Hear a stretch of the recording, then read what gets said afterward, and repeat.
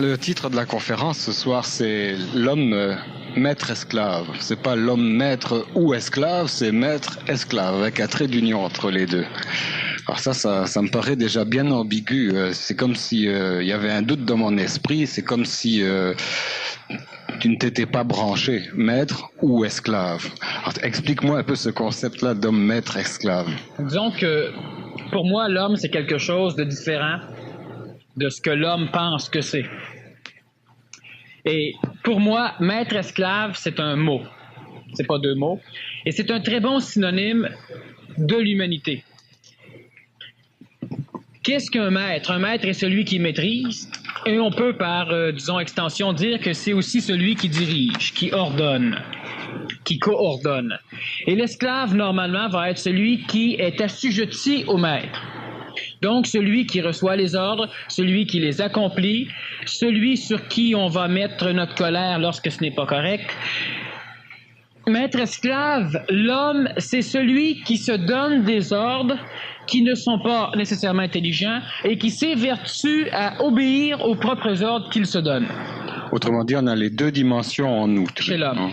On parle souvent de polarité, de dualité, et l'homme, en plus d'avoir une vision intellectuelle et une vision intuitive, il est dans son comportement psychologique et le maître et l'esclave. De temps en temps, certains grands philosophes ont vanté l'homme d'être le sentier et celui qui parcourt le sentier, d'être la montagne et celui qui monte sur la montagne. Eh bien, moi, je peux donc aussi vanter l'homme d'être le maître et l'esclave. Quand tu parles de l'homme, c'est pas par misogynie, là. Ça inclut la femme aussi. Je parle de l'enfant, je parle de l'humanité humaine, je parle de l'humain. Maintenant, qu'est-ce qui différencie l'homme de l'animal? On va souvent dire sa capacité intellectuelle. D'autres vont dire sa capacité spirituelle. On a des animaux qui sont capables d'aimer l'homme. Donc, ils ont une certaine phase de développement spirituel qui n'est peut-être pas reliée à des dieux, encore qu'on a des troupeaux d'animaux reliés par des esprits groupes qui font de temps en temps, qui déifient presque de temps en temps certains des leurs, chez les loups par exemple et chez certains autres animaux. Certains, évidemment, l'humain peut dire que ce n'est pas de la spiritualité dans le sens divin de l'homme. On a des animaux qui arrivent à avoir une forme d'intellect qui tend à se développer. Maintenant, il faut bien comprendre que tant que l'animal n'a pas un corps permettant à un cerveau de s'exprimer, il ne peut pas non plus avoir un cerveau extrêmement intelligent. Hein? Lorsqu'on a un chien, par exemple, si un chien devient intelligent comme l'homme, qu'est-ce que le chien peut faire avec ses pattes? Alors, c'est comme objet, comme, disons, membre préhensile, il a sa bouche. Alors, il ne peut pas bâtir un avion avec sa gueule. Bon, alors, quelle que soit son intelligence. Par contre, moi, je fais une différence entre l'homme animal et l'homme nouveau. Entre l'homme maître-esclave et l'homme maître. Et l'humanité, présentement, est un maître-esclave, c'est-à-dire que c'est le maître. Celui qui décide, c'est même un créateur. L'homme est une espèce de créateur qui s'évertue à s'agenouiller devant ce qu'il crée. Et c'est un comble monstrueux de l'orgueil humain que de trouver sa création plus belle que celui qui crée. Et c'est souvent ce que l'homme fait. L'artiste, par exemple, va déjà avoir l'impression que l'œuvre est plus belle que lui. Plusieurs artistes, que ce soit des savants, que ce soit des médecins, que ce soit des peintres, des sculpteurs, des bâtisseurs, des architectes, ont souvent l'impression que ce qu'ils créent est supérieur à ce qu'ils sont eux. De ce fait, il va protéger sa création, un peu comme lorsque la mère a un enfant, elle peut, chez l'animal c'est la même chose, c'est plus développé chez l'homme, elle va être capable de mettre sa vie en danger pour préserver l'enfant. Dans certains contextes, on pourrait penser psychologiquement que ça a un certain sens. Maintenant, l'homme est une espèce de créateur, mais qu'est-ce que c'est que être créateur? Et le maître esclave, je répète que c'est l'homme qui crée et qui s'assujettit à ce qu'il crée. Exactement comme celui, et d'ailleurs on a un exemple avec la prison de le nom m'échappe. C'est aux États-Unis, une immense prison qu'ils ont bâtie sur une île à un moment donné, et l'architecte même de la prison a été le premier client de la prison. C'est pas Sing Sing? Non. Alcatraz? Alcatraz, exactement. Alors, l'architecte a été le client de cette prison. Et c'est exactement ce qui se passe chez l'homme. L'homme crée et s'assujettit à ce qu'il crée. De ce fait, l'homme s'instruit lui-même de sa médiocrité. De ce fait, l'homme refuse de se voir comme il est, parce que l'homme, à la longue, de par sa propre éducation, par sa propre auto-éducation, il ne peut pas supporter le poids de sa connaissance. Et il transfère le poids de sa connaissance dans ses créatures et il s'assujettit à écouter sa créature. Exactement comme celui qui finit par mettre plus d'importance sur son automobile que sur lui. Il est assujetti à ce que l'homme a créé. Vu que nous vivons en collectivité, il est évident que ce n'est pas moi qui crée l'automobile, mais l'humain crée des choses et l'humain s'assujettit à ces choses. Maintenant, quand tu parles de créer et d'être assujetti à ce qui a été créé, est-ce que c'est seulement au plan physique? Non. Ou il y a d'autres dimensions là, non? Le maître-esclave, c'est au niveau psychologique. Et le niveau psychologique va assujettir l'homme au niveau de la matière. Qu'est-ce que créer? Lorsque je crée, je peux par exemple créer, ou penser créer, croire que je crée, lorsque j'exprime une idée. Mais cette idée, qu'est-ce qu'elle est? Est-ce que c'est une idée qui me vient soudainement et que j'exprime? Si l'idée me vient, qui fait venir cette idée chez moi? Est-ce que je crée? Ou si j'exprime quelque chose d'autre que moi? Si je dis non, l'idée vient de moi, comment pouvons-nous savoir qu'une idée vient de nous? Comment pouvons-nous savoir que nous pouvons créer de cette façon? Si nous prenons, le verbe créer dans le sens alchimique de transmuter, c'est-à-dire de prendre quelque chose comme du bois, de le couper, de le fendre en planches et de bâtir une maison. J'ai créé dans le sens j'ai transformé la matière. Mais est-ce que l'homme est un créateur authentique ou si l'homme n'est que l'expression d'une énergie créatrice? Si l'homme... Oui? Je te le demande, oui. Oui, bon, alors je vais répondre, justement. Ça va bien, on est sur la même longueur d'onde. Lorsque l'homme crée, lorsque l'homme transmute la matière, lorsque l'homme transforme quelque chose, à quoi est-il assujetti? S'il est le véhicule d'une énergie intentionnelle, de l'énergie créatrice, il est un véhicule qui colore cette énergie. Parce que lorsque l'homme a pensé, par exemple, de voler, plusieurs personnes sur la planète ont capté cette énergie de création d'un instrument volant, mais chacun l'a exprimé à sa façon, dépendant du réceptacle qu'était chacun, qu'est l'homme. Les gens positifs ont inventé l'avion et les gens négatifs ont inventé le parachute. Ou le sous-marin, oui, bon. Effectivement. Alors donc, je crée. Lorsque, disons que présentement, l'homme ne crée pas, l'homme transmute. C'est beaucoup plus proche de la réalité. Certains individus au niveau de théologie vont dire que l'homme est un créateur et que l'homme a été créé à partir de rien. Maintenant, nous reviendrons plus tard sur ce mécanisme du rien. Lorsque je crée quelque chose, lorsque une idée vient chez moi et que je l'exprime, je crée donc un nouvel instrument. J'ai pris une énergie et je l'ai exprimée. J'ai pu la colorer, c'est-à-dire, je vais dire, je l'ai raisonnée. Mais en réalité, si je l'ai tellement déformée par ma psychologie que je dois la rectifier par mon intelligence, disons, intellectuelle, moi j'appelle ça de l'intellectuance, je dois la rectifier par l'intellectuance pour, après ça, la mettre dans la matière. J'ai créé. Mais jusqu'à ce stage, disons que l'homme planétaire est un créateur vu le contexte limitatif des lois matérielles et des lois de l'évolution planétaire. Mais l'homme crée dans d'autres sphères. L'homme crée dans des mondes parallèles. L'homme ne fait pas juste créer dans la matière. Lorsque l'homme crée dans les mondes parallèles, premièrement, on doit définir convenablement ce qu'est ce monde parallèle. Un monde parallèle veut dire un monde qui suit le même chemin que le nôtre, mais qui n'est pas dans la même dimension. Exactement comme lorsque je place un bras et que je place l'autre bras, les deux sont parallèles. Ils ne sont pas fusionnés l'un dans l'autre, ils sont parallèles. Comme ceci, ce n'est pas parallèle. Alors, il y a des mondes parallèles. Chez l'homme même, il y a le corps physique, l'homme a des émotions, l'homme a peur, l'homme a faim, l'homme a soif de connaissances, l'homme veut voyager, l'homme a des angoisses. Il y a un monde parallèle au corps physique chez l'homme, ce qui crée l'homme. On peut appeler ça l'homme psychologique. Dans la psychologie, l'homme est un créateur au même sens que dans la matière, c'est-à-dire que l'homme transforme. Si vous avez, à un moment donné, si on vous amène une idée et que l'idée, vous la transformez, vous faites une peinture. On peut dire c'est ma création. C'est l'ego qui s'affuble du mot « ma ». création. D'ailleurs, on doit remarquer que la majorité des langues possèdent. Et ça, c'est un handicap qui va changer au niveau de l'homme nouveau. Alors, ma femme, mon ami, ces choses-là ne pourront plus exister à un moment donné. Le vocabulaire va changer de façon à ce qu'on ne possède plus jusque dans le langage inconscient de l'homme. Alors, notre création, à un moment donné, j'ai l'idée. L'idée apparaît. Alors, ce n'est pas mon idée. Je suis le réceptacle de cette idée. Et c'est beaucoup plus près de la réalité que le fait de dire c'est mon idée. Et lorsque j'exprime cette idée, j'ai l'impression de créer. Mais en fait, je ne fais qu'adapter une énergie à mes besoins. Je matérialise une énergie, exactement, et adapter à mes besoins veut dire je la colore selon mes besoins, selon ma propre psychologie, selon mes tendances énergétiques au niveau de l'astral.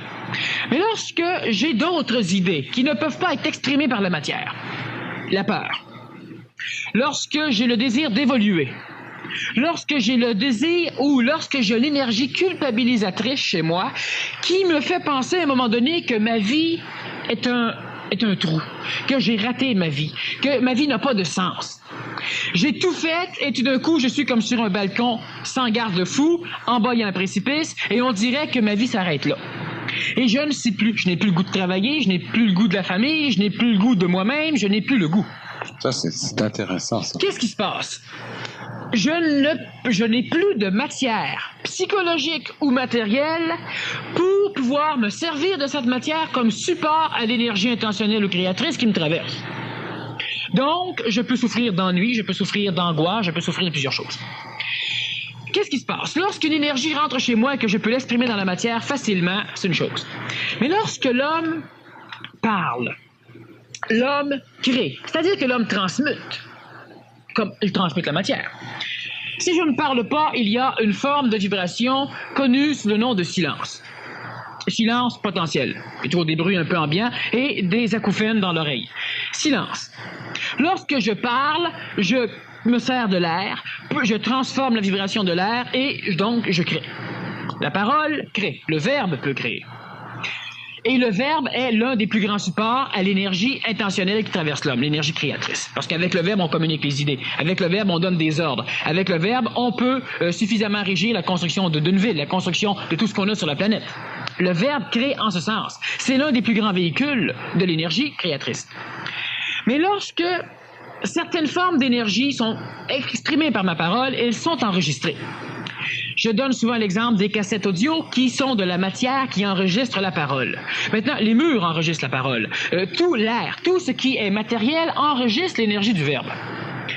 Lorsque je parle et lorsque je pense, ça n'a pas la même teneur vibratoire, ça n'a pas la même puissance vibratoire que la parole, mais cela émet des énergies.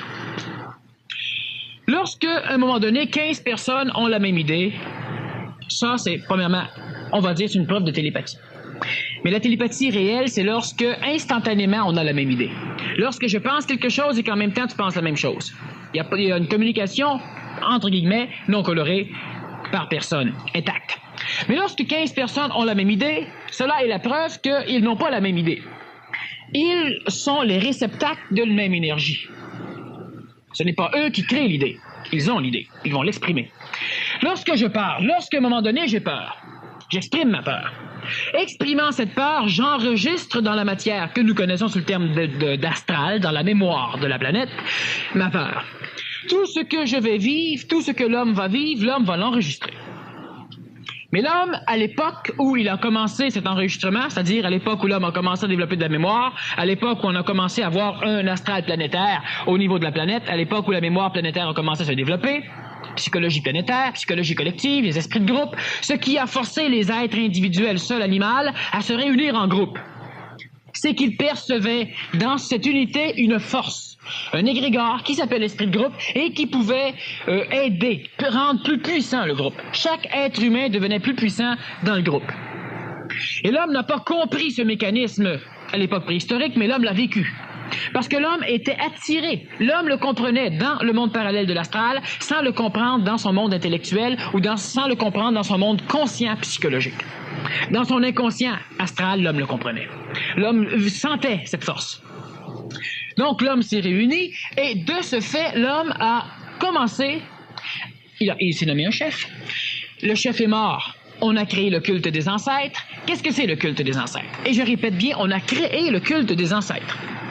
Culte qui va soumettre l'homme pendant des milliers d'années. Culte qui va faire peur à l'homme pendant des milliers d'années.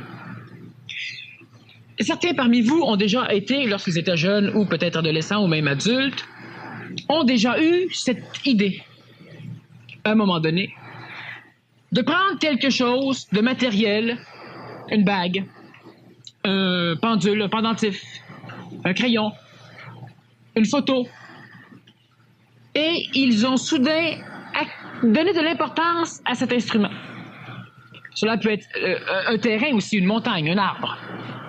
Et on a commencé à donner de l'importance à cet instrument matériel. Et à un moment donné, on le respectait, l'instrument matériel.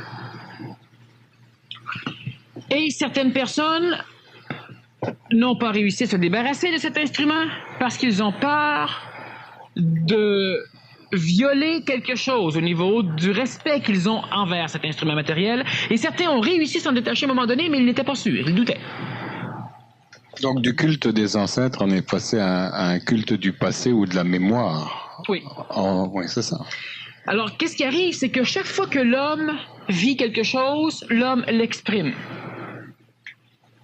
Et chaque fois que l'homme exprime quelque chose, cela est enregistré dans la mémoire planétaire et automatiquement, l'homme a, parce que l'homme vit sous plusieurs plans, l'homme vit dans le plan physique, dans le plan vital, dans le plan astral, dans le plan mental, et chaque fois que l'homme entre en contact par le biais de son plan psychologique, de son plan astral individuel, avec cette entité d'esprit de groupe, cette entité collective, cette spiritualité collective, l'homme automatiquement reçoit ces énergies de cette région, de cette sphère de l'astral qui a été créée et énergisée par l'homme au cours de milliers d'années.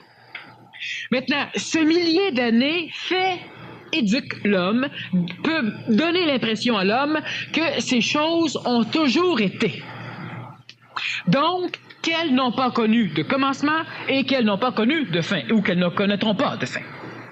Par rapport à l'homme qui peut prendre conscience par l'expérience de la naissance d'un enfant et de la mortalité d'un homme, de naître. Donc, lui, il se croit limité dans le temps, naissance et mort, et connaît des choses qui n'ont ni naissance ni mort. Lorsque un être en France, à un moment donné, a trouvé une tortue, il l'a conservée.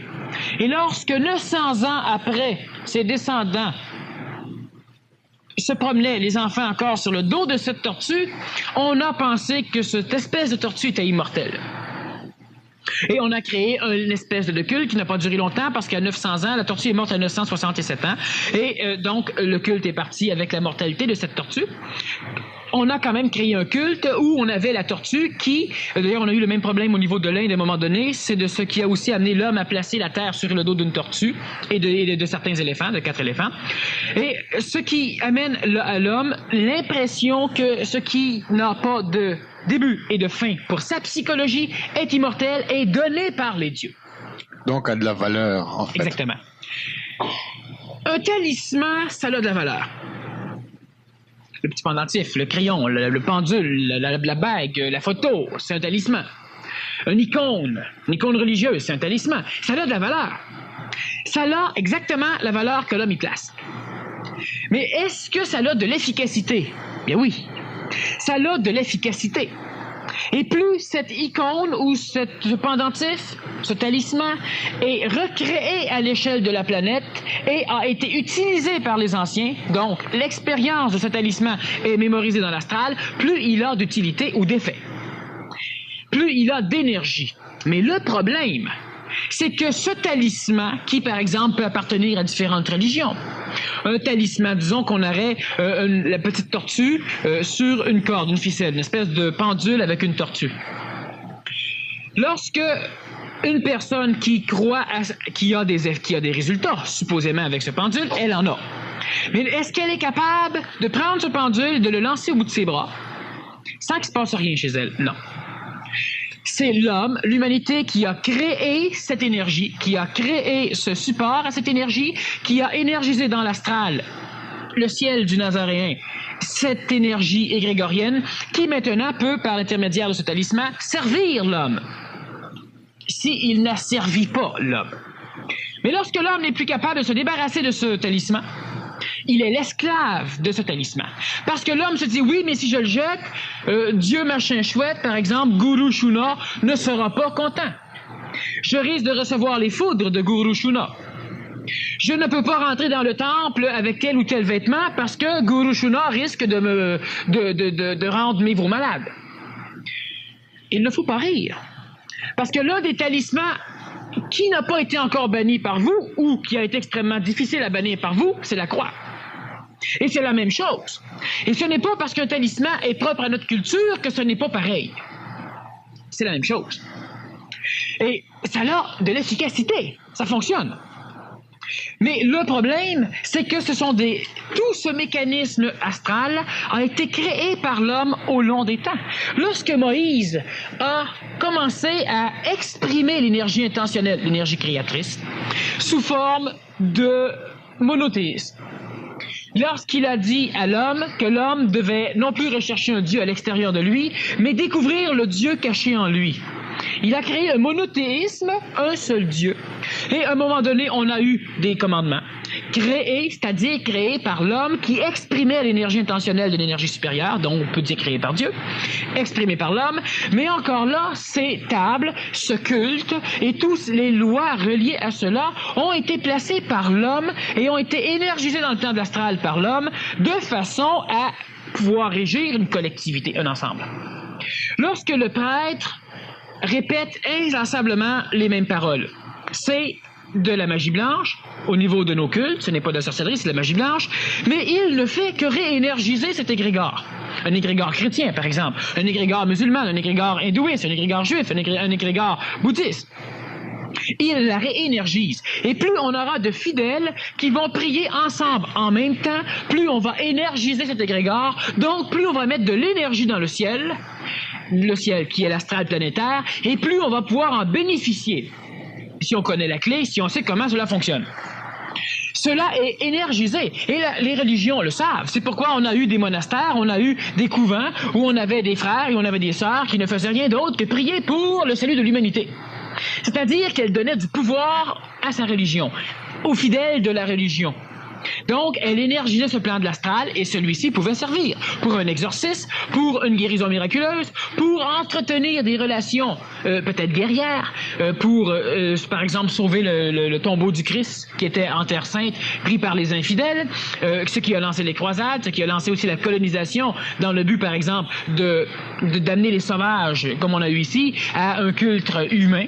Alors, on massacrait ceux qui n'étaient pas humains et on vêtait d'habits humains ceux qui étaient sauvages et qui acceptaient l'humanisme. On leur amenait la Bible et puis le whisky et puis la petite vérole aussi. Enfin, tout ça au complet, oui. Et puis, ça, c'est des mécanismes collectifs religieux. Et ce n'est pas la faute de l'homme. Ce n'est pas la faute d'aucun prêtre, d'aucune religion. Ce n'est pas la faute d'un symbole. Ce n'est pas la faute de quoi que ce soit. C'est la faute de l'ignorance. Ignorance collective. Pourquoi? Parce que l'homme n'a pas conscience des mécanismes du passé aller jusqu'à lui-même. L'homme ne connaît pas ses racines. L'homme a de la difficulté à percevoir ses racines, et lorsque l'homme fonctionne par un critère presque exclusivement intellectuel et non pas intuitif, il ne peut pas arriver à connaître ses racines. Et lorsque l'homme fonctionne avec un caractère surtout intuitif et non plus intellectuel, il ne peut pas connaître l'authenticité de ses racines. Est-ce que tu es en train de dénoncer l'attachement à la mémoire de la race ou l'attachement à une mémoire collective et est-ce que tu prônes la possibilité de créer une rupture avec cette mémoire ancestrale-là? Pourquoi est-ce que cette mémoire nous assujettit, comme tu dis? Bon, donc je pose plusieurs questions. Oui. Alors non, oui, et l'autre, je vais expliquer. Bon, attends, moi je pouvais poser d'autres questions. Alors voilà, qu'est-ce qui fait? Où est le problème? Pourquoi l'homme est-il le maître esclave au lieu d'être un homme? Où est le problème? Alors, je prends un certain laps de temps, disons, pour expliquer le phénomène, parce qu'il faut qu'on le comprenne convenablement pour arriver à pouvoir agir là-dessus. Présentement, l'homme prie. L'homme prie. Et que l'homme prie dans le christianisme, que l'homme prie dans l'islamisme, que l'homme prie partout, l'homme prie. C'est-à-dire que l'homme espère, et l'homme s'en remet à des créatures qui, dans ses livres sacrés, dans ses annales mémorielles sacrées, quel que soit le livre, que ce soit la Bhagavad Gita, que ce soit la Bible, que ce soit le Coran, le Talmud, l'homme se fie à ce qui a été écrit dans ce livre sacré par l'homme, rendu sacré par l'homme. C'est l'homme qui adore le livre. Et il se trouve que l'homme, se fiant à ceci, déclare cela ses racines. Mais l'homme ne veut même pas réfléchir à ses racines, de peur que cette racine, c'est dur pour l'homme de fouiller dans son passé, un passé réel, et de découvrir ses racines, de voir que ce qu'il croit être n'est pas ce qu'il est, et de voir que ce qu'il est n'est pas ce qu'il croit être. C'est dur pour l'homme, et pour la femme, et pour l'enfant. C'est extrêmement pénible parce que cela donne une gifle magistrale à l'ego. Cela démolit complètement l'homme, cela le déshabille de A à Z. Celui qui se croyait blanc se découvre noir. Celui qui se croyait noir se découvre blanc. C'est exactement la même chose. C'est exactement comme si vous étiez raciste, vous détestiez la race noire, et qu'un jour, étant aveugle, on vous fait retrouver la vue. Et vous êtes noir. Vous préférez ne jamais voir. Et vous préférez continuer à adorer, c'est-à-dire à croire et à vivre en fonction de l'interprétation de la réalité que vous avez, que vous êtes un blanc et que vous détestez les noirs. C'est un peu le même phénomène qui va se passer au niveau de l'homme psychologique qui découvre ses racines. Qu'est-ce qui arrive? Il arrive ceci. Lorsque l'homme crée dans le ciel des énergies, si tous ensemble ici ce soir, on part une nouvelle religion, un nouveau Dieu, et qu'on se met à énergiser, donc à l'adorer, à prier, à lui parler, on va exprimer de l'énergie vibratoire qui va être enregistrée dans l'astral. Et si chaque soir, un soir par semaine, même pas, chaque soir de la semaine, 3 heures par soir, nous faisons le même culte, au bout de 20, 30 ou 40 ans, ce Dieu va prendre existence. Il aura un pouvoir de guérison. Il aura un pouvoir d'assujettissement. Il aura un pouvoir réel. Le seul problème ou une chance, c'est que ce genre de création humaine, dans le plan parallèle de l'astral, a le pouvoir que l'homme lui donne. Il n'a aucun autre pouvoir. Alors on pourrait dire c'est sécuritaire. C'est sécuritaire tant que l'homme le sait. Mais si l'homme ignore que ce monde parallèle de l'astral n'a pas d'autre pouvoir que ce que lui a donné, il donne n'importe quel pouvoir à ce monde parallèle parce qu'il croit que ce monde parallèle a tous les pouvoirs. Il a toutes les possibilités. Il a tous les droits. Il croit même que c'est ce monde parallèle qui gère l'évolution de l'homme. Donc, lorsqu'il s'en fâche quelque part, il dit c'est parce que c'était dû. Donc, il donne le pouvoir au monde parallèle de le faire enfarger quand cela va lui tenter. Lorsque l'homme est malade, lorsque l'homme perd des personnes d'une façon stupide, il croit que c'est un Dieu quelconque qui les a appelés. Donc, il donne au monde parallèle le pouvoir d'appeler l'homme. Et il donne au monde parallèle le pouvoir de punir l'homme. Parce que l'homme n'est pas capable d'assumer lui-même sa propre éducation, il l'a donné à ce Dieu qu'il a créé lui-même. Regardons bien, on a des énergies supérieures à l'homme. Énergies que je n'appellerai jamais Dieu. On a des énergies qui sont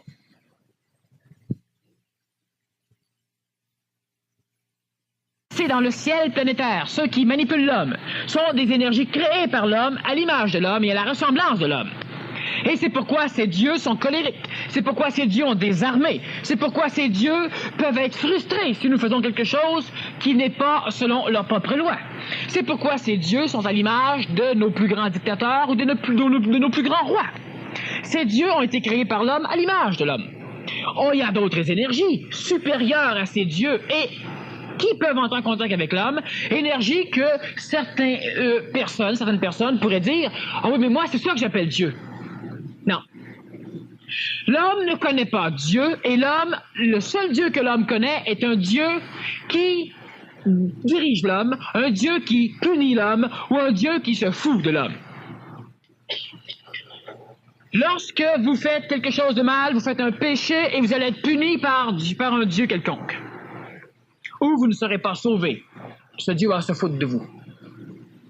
Un Dieu créateur de l'homme, créerait-il un homme comme l'humanité présente? Si nous sommes faits à l'image et à la ressemblance de Dieu, ce qui est vrai, parce que Dieu a été créé à l'image et à la ressemblance de l'homme, donc nous sommes à l'image et à la ressemblance de Dieu, Cela est vrai. Si nous sommes à son image et à sa ressemblance, pourquoi l'homme a-t-il si honte de son corps physique? Pourquoi l'homme a-t-il si honte de sa psychologie, de son corps psychologique, de son visage psychologique? Pourquoi l'homme a-t-il si peur d'un Dieu qu'il dit supérieur alors qu'il est à notre image et notre ressemblance? Et vice-versa.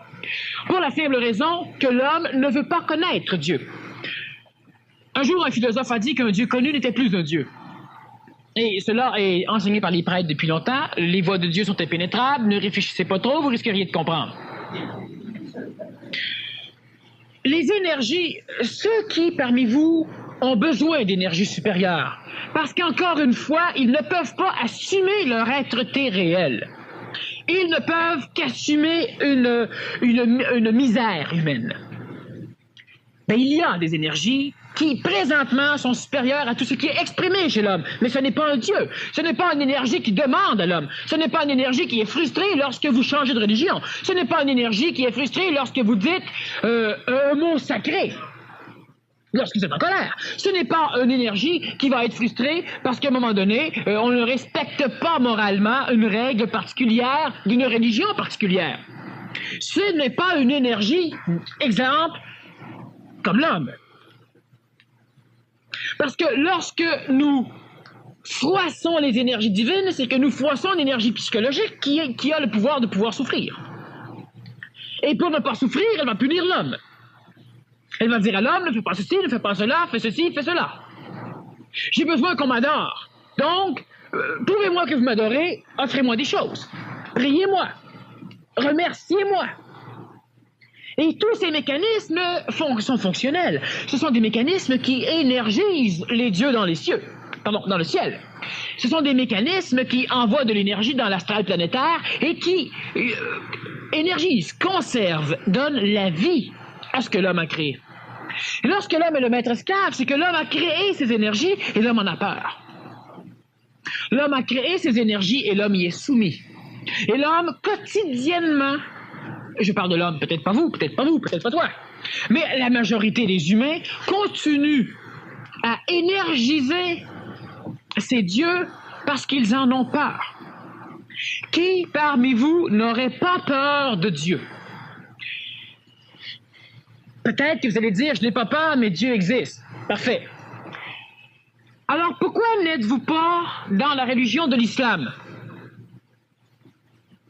Vous n'y êtes pas, pour différentes raisons. Parce que l'islam, c'est autre chose. Mais êtes-vous capable de maudire Allah? Oh non, Allah, c'est sans doute le même Dieu. Alors pourquoi l'islam est différent? Si Allah, c'est le même Dieu. Y a-t-il un Dieu sur la planète que vous êtes capable de maudire? Mais vous êtes prêt à maudire bien les religions. Mais pas beaucoup de dieux. Il y a un conflit. À l'instant où on affuble le mot Dieu à une énergie particulière, on ne sait plus si on doit la maudire ou non parce qu'on en a peur. Qui a inventé le mal chez l'homme? Les forces sataniques, les forces noires, les forces involuantes. Qui a inventé cela? Elles sont apparues devant l'homme et l'homme a vu ce diable avec la queue et l'homme en a eu peur. On peut dire ça. Mais qu'est-ce qui fait que l'homme est mauvais? L'homme serait-il la fusion du mal et du bien, dans lequel il se passe une lutte, et lutte que le bien devrait gagner?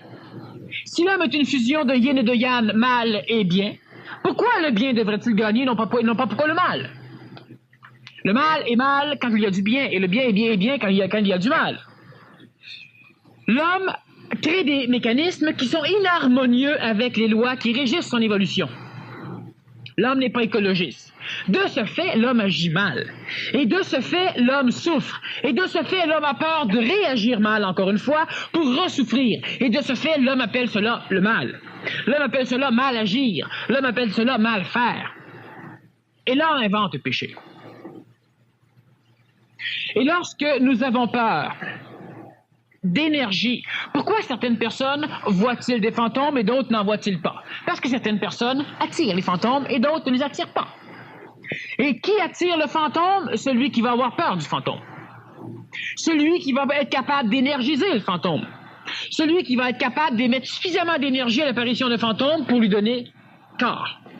Pour le conserver. Pour que celui-ci revienne s'énergiser de temps en temps. On a un culte présentement aux États-Unis qui monte, d'ailleurs, qui monte extrêmement bien. C'est le culte du diable. Le culte de Satan. Alors qu'on avait presque perdu le mot Satan dans nos esprits, alors que cette énergie était presque disparue, on a plus d'1 million de personnes, on a même plus que des millions de personnes présentement qui font partie de l'Église du diable et qui adorent Satan. Ces hommes ne maudiront pas Satan, pour les mêmes raisons que vous ne maudirez pas Dieu. Ces hommes se voient guéris miraculeusement, comme certains ont été guéris par leur religion anti-Satan. Ces hommes ont un pouvoir financier, comme certains autres en ont eu avec leur religion blanche. Ces hommes ont la même chose que ceux qui sont contre Satan. Alors, qu'est-ce qui se passe? Il se passe simplement que l'homme énergise un pouvoir dans l'astral et que l'homme se sert de ce pouvoir. Mais le problème, c'est que l'homme n'arrive pas. Qu'est-ce que vous créez? Chaque fois que vous avez peur de la mort, vous créez quelque chose, un nuage dans l'astral qui va vous suivre et qui va vous rappeler de temps en temps que vous avez peur de la mort. Parce que chaque fois que l'homme crée quelque chose dans le monde de l'astral, cette chose est identifiée par l'homme. Elle a un pouvoir d'identification mineure qui fait en sorte qu'elle a peur de mourir.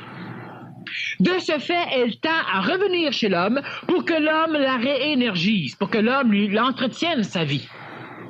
L'homme crée et l'homme se fait un devoir de ne pas tuer ce qu'il crée, même lorsqu'il fait des erreurs.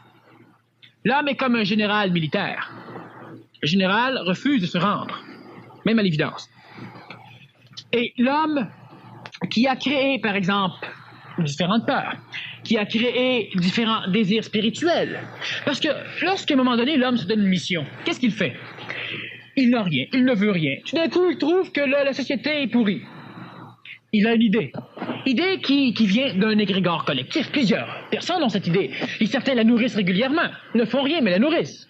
Et là, on a l'idée que c'est pourri. Et là, on regarde la société, et là, il la voit pourrie. Avant, il ne la voyait pas pourrie. Maintenant qu'il a les yeux colorés par l'astral, il voit la société pourrie. Et l'homme se dit, je devrais la changer. Je vais faire une révolution. Et c'est important. Et l'homme part. Qu'est-ce qu'il y a d'important? Rien. L'homme énergise, et l'homme doit parler pour énergiser, l'homme doit convaincre pour créer un culte, l'homme doit passer de porte à porte pour créer un culte. Parce que l'homme doit parler, parce qu'en parlant, l'homme énergise le ciel, l'homme énergise l'égrégore spirituel qu'il crée, et l'homme énergise sa religion.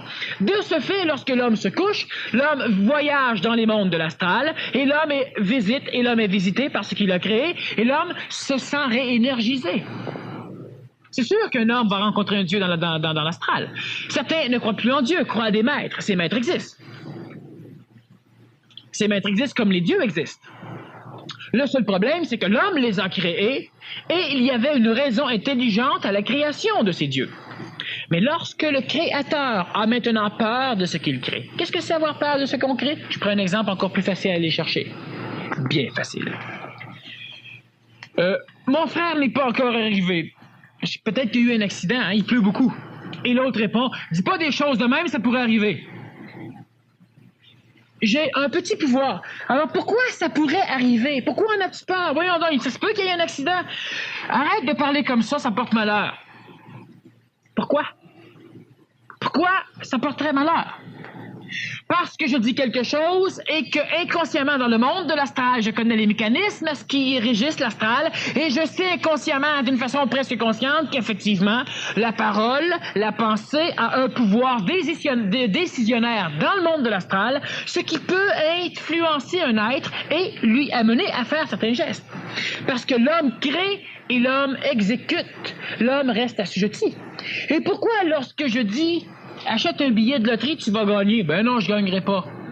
Pourquoi l'homme dit pas? Elle dit pas ça, je pourrais gagner. Pourquoi c'est toujours quelque chose de mauvais qu'on pense qui va arriver quand on le dit, mais jamais quelque chose de bon qu'on pense qui va arriver quand on le dit? Est-ce que ça veut dire que c'est parce qu'on s'adresse à des dieux qui sont des créations psychologiques de l'homme? En fait, est-ce que la différence que tu fais entre les dieux dont tu as parlé et puis Dieu, ce serait que les dieux seraient des créations qui auraient les caractéristiques de la psychologie humaine et que Dieu serait une énergie indifférenciée? Disons que le mot Dieu encore, c'est un mot que je n'aime pas. Mais tu en parles tout le temps, ça fait que j'essaie de comprendre, moi. J'en parle tout le temps que le niveau d'expression puisse quand même... On n'a pas d'autres mots pour l'instant. De toute façon, quel que soit l'autre mot, le Dieu présent de l'homme, celui qui est presque au niveau, qui est au niveau des énergies supérieures chez l'homme, c'est l'énergie supramentale. Bon, c'est de l'énergie à différencier, ça n'a pas de caractéristiques psychologiques. Ça. Pas. Alors même si tu dis que c'est de l'énergie indifférenciée, tout le monde va dire que leur Dieu est de l'énergie indifférenciée. Si c'est de l'énergie supramentale, tout le monde va dire que leur Dieu est supramentale. Alors, ce qui fait que quel que soit le mot qu'on va employer, si le mécanisme maître-esclave-créateur n'est pas compris, ça ne change rien. On ne fait que mettre un synonyme, changer de nom, mais on garde le même phénomène psychologique. Effectivement, ce sont des créatures de l'homme, des créatures psychologiques de l'homme, qui font à un moment donné qu'une personne va dire, ça fait... regardez juste simplement ceci. Ça fait 15 ans que je répète que je vais avoir un accident avec mon camion.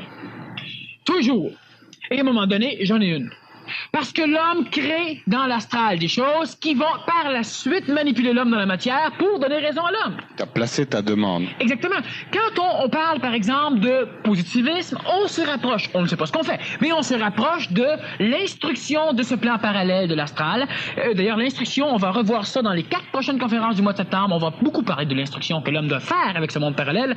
L'homme doit, à partir de constatations mentales, instruire les dieux de ce qu'il attend d'eux. C'est ce que l'homme fait. L'homme le fait depuis le début des temps. L'homme instruit, mais d'une façon totalement inadaptée. Lorsque vous avez un enfant qui, par exemple, des professeurs ou les parents, et vous lui dites, vous suppliez l'enfant d'arrêter de faire du bruit, par exemple. Ça ne marche pas. Et lorsque nous supplions les dieux de nous guérir, de guérir ma tante Ilsa, de nous donner de l'argent, de réparer mon char, de faire qu'il pleuve plus parce que j'ai des cultures en train de mourir, que ça tue toutes les sauterelles parce que j'en veux plus, que ça n'en fasse pousser plus parce que je suis un collectionneur. Lorsque je prie les dieux, je supplie, mais j'instruis ces énergies de ce que je veux. Et si on est 1 million de personnes à instruire les dieux de la même chose, on aura le résultat presque instantanément.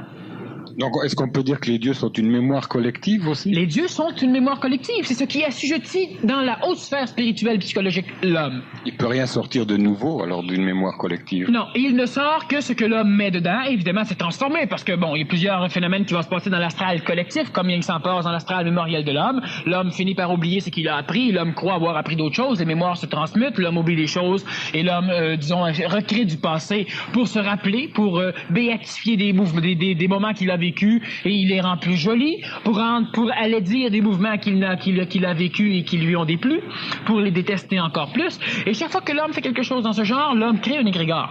Et tout ce qui est similaire, parce que l'amour, ça existe.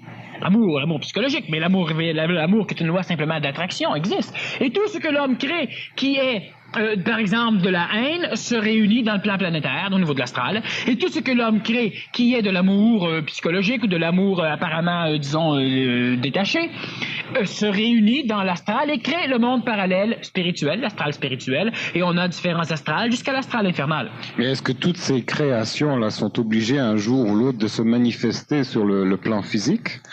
Est-ce qu'il y a une répercussion sur le plan physique?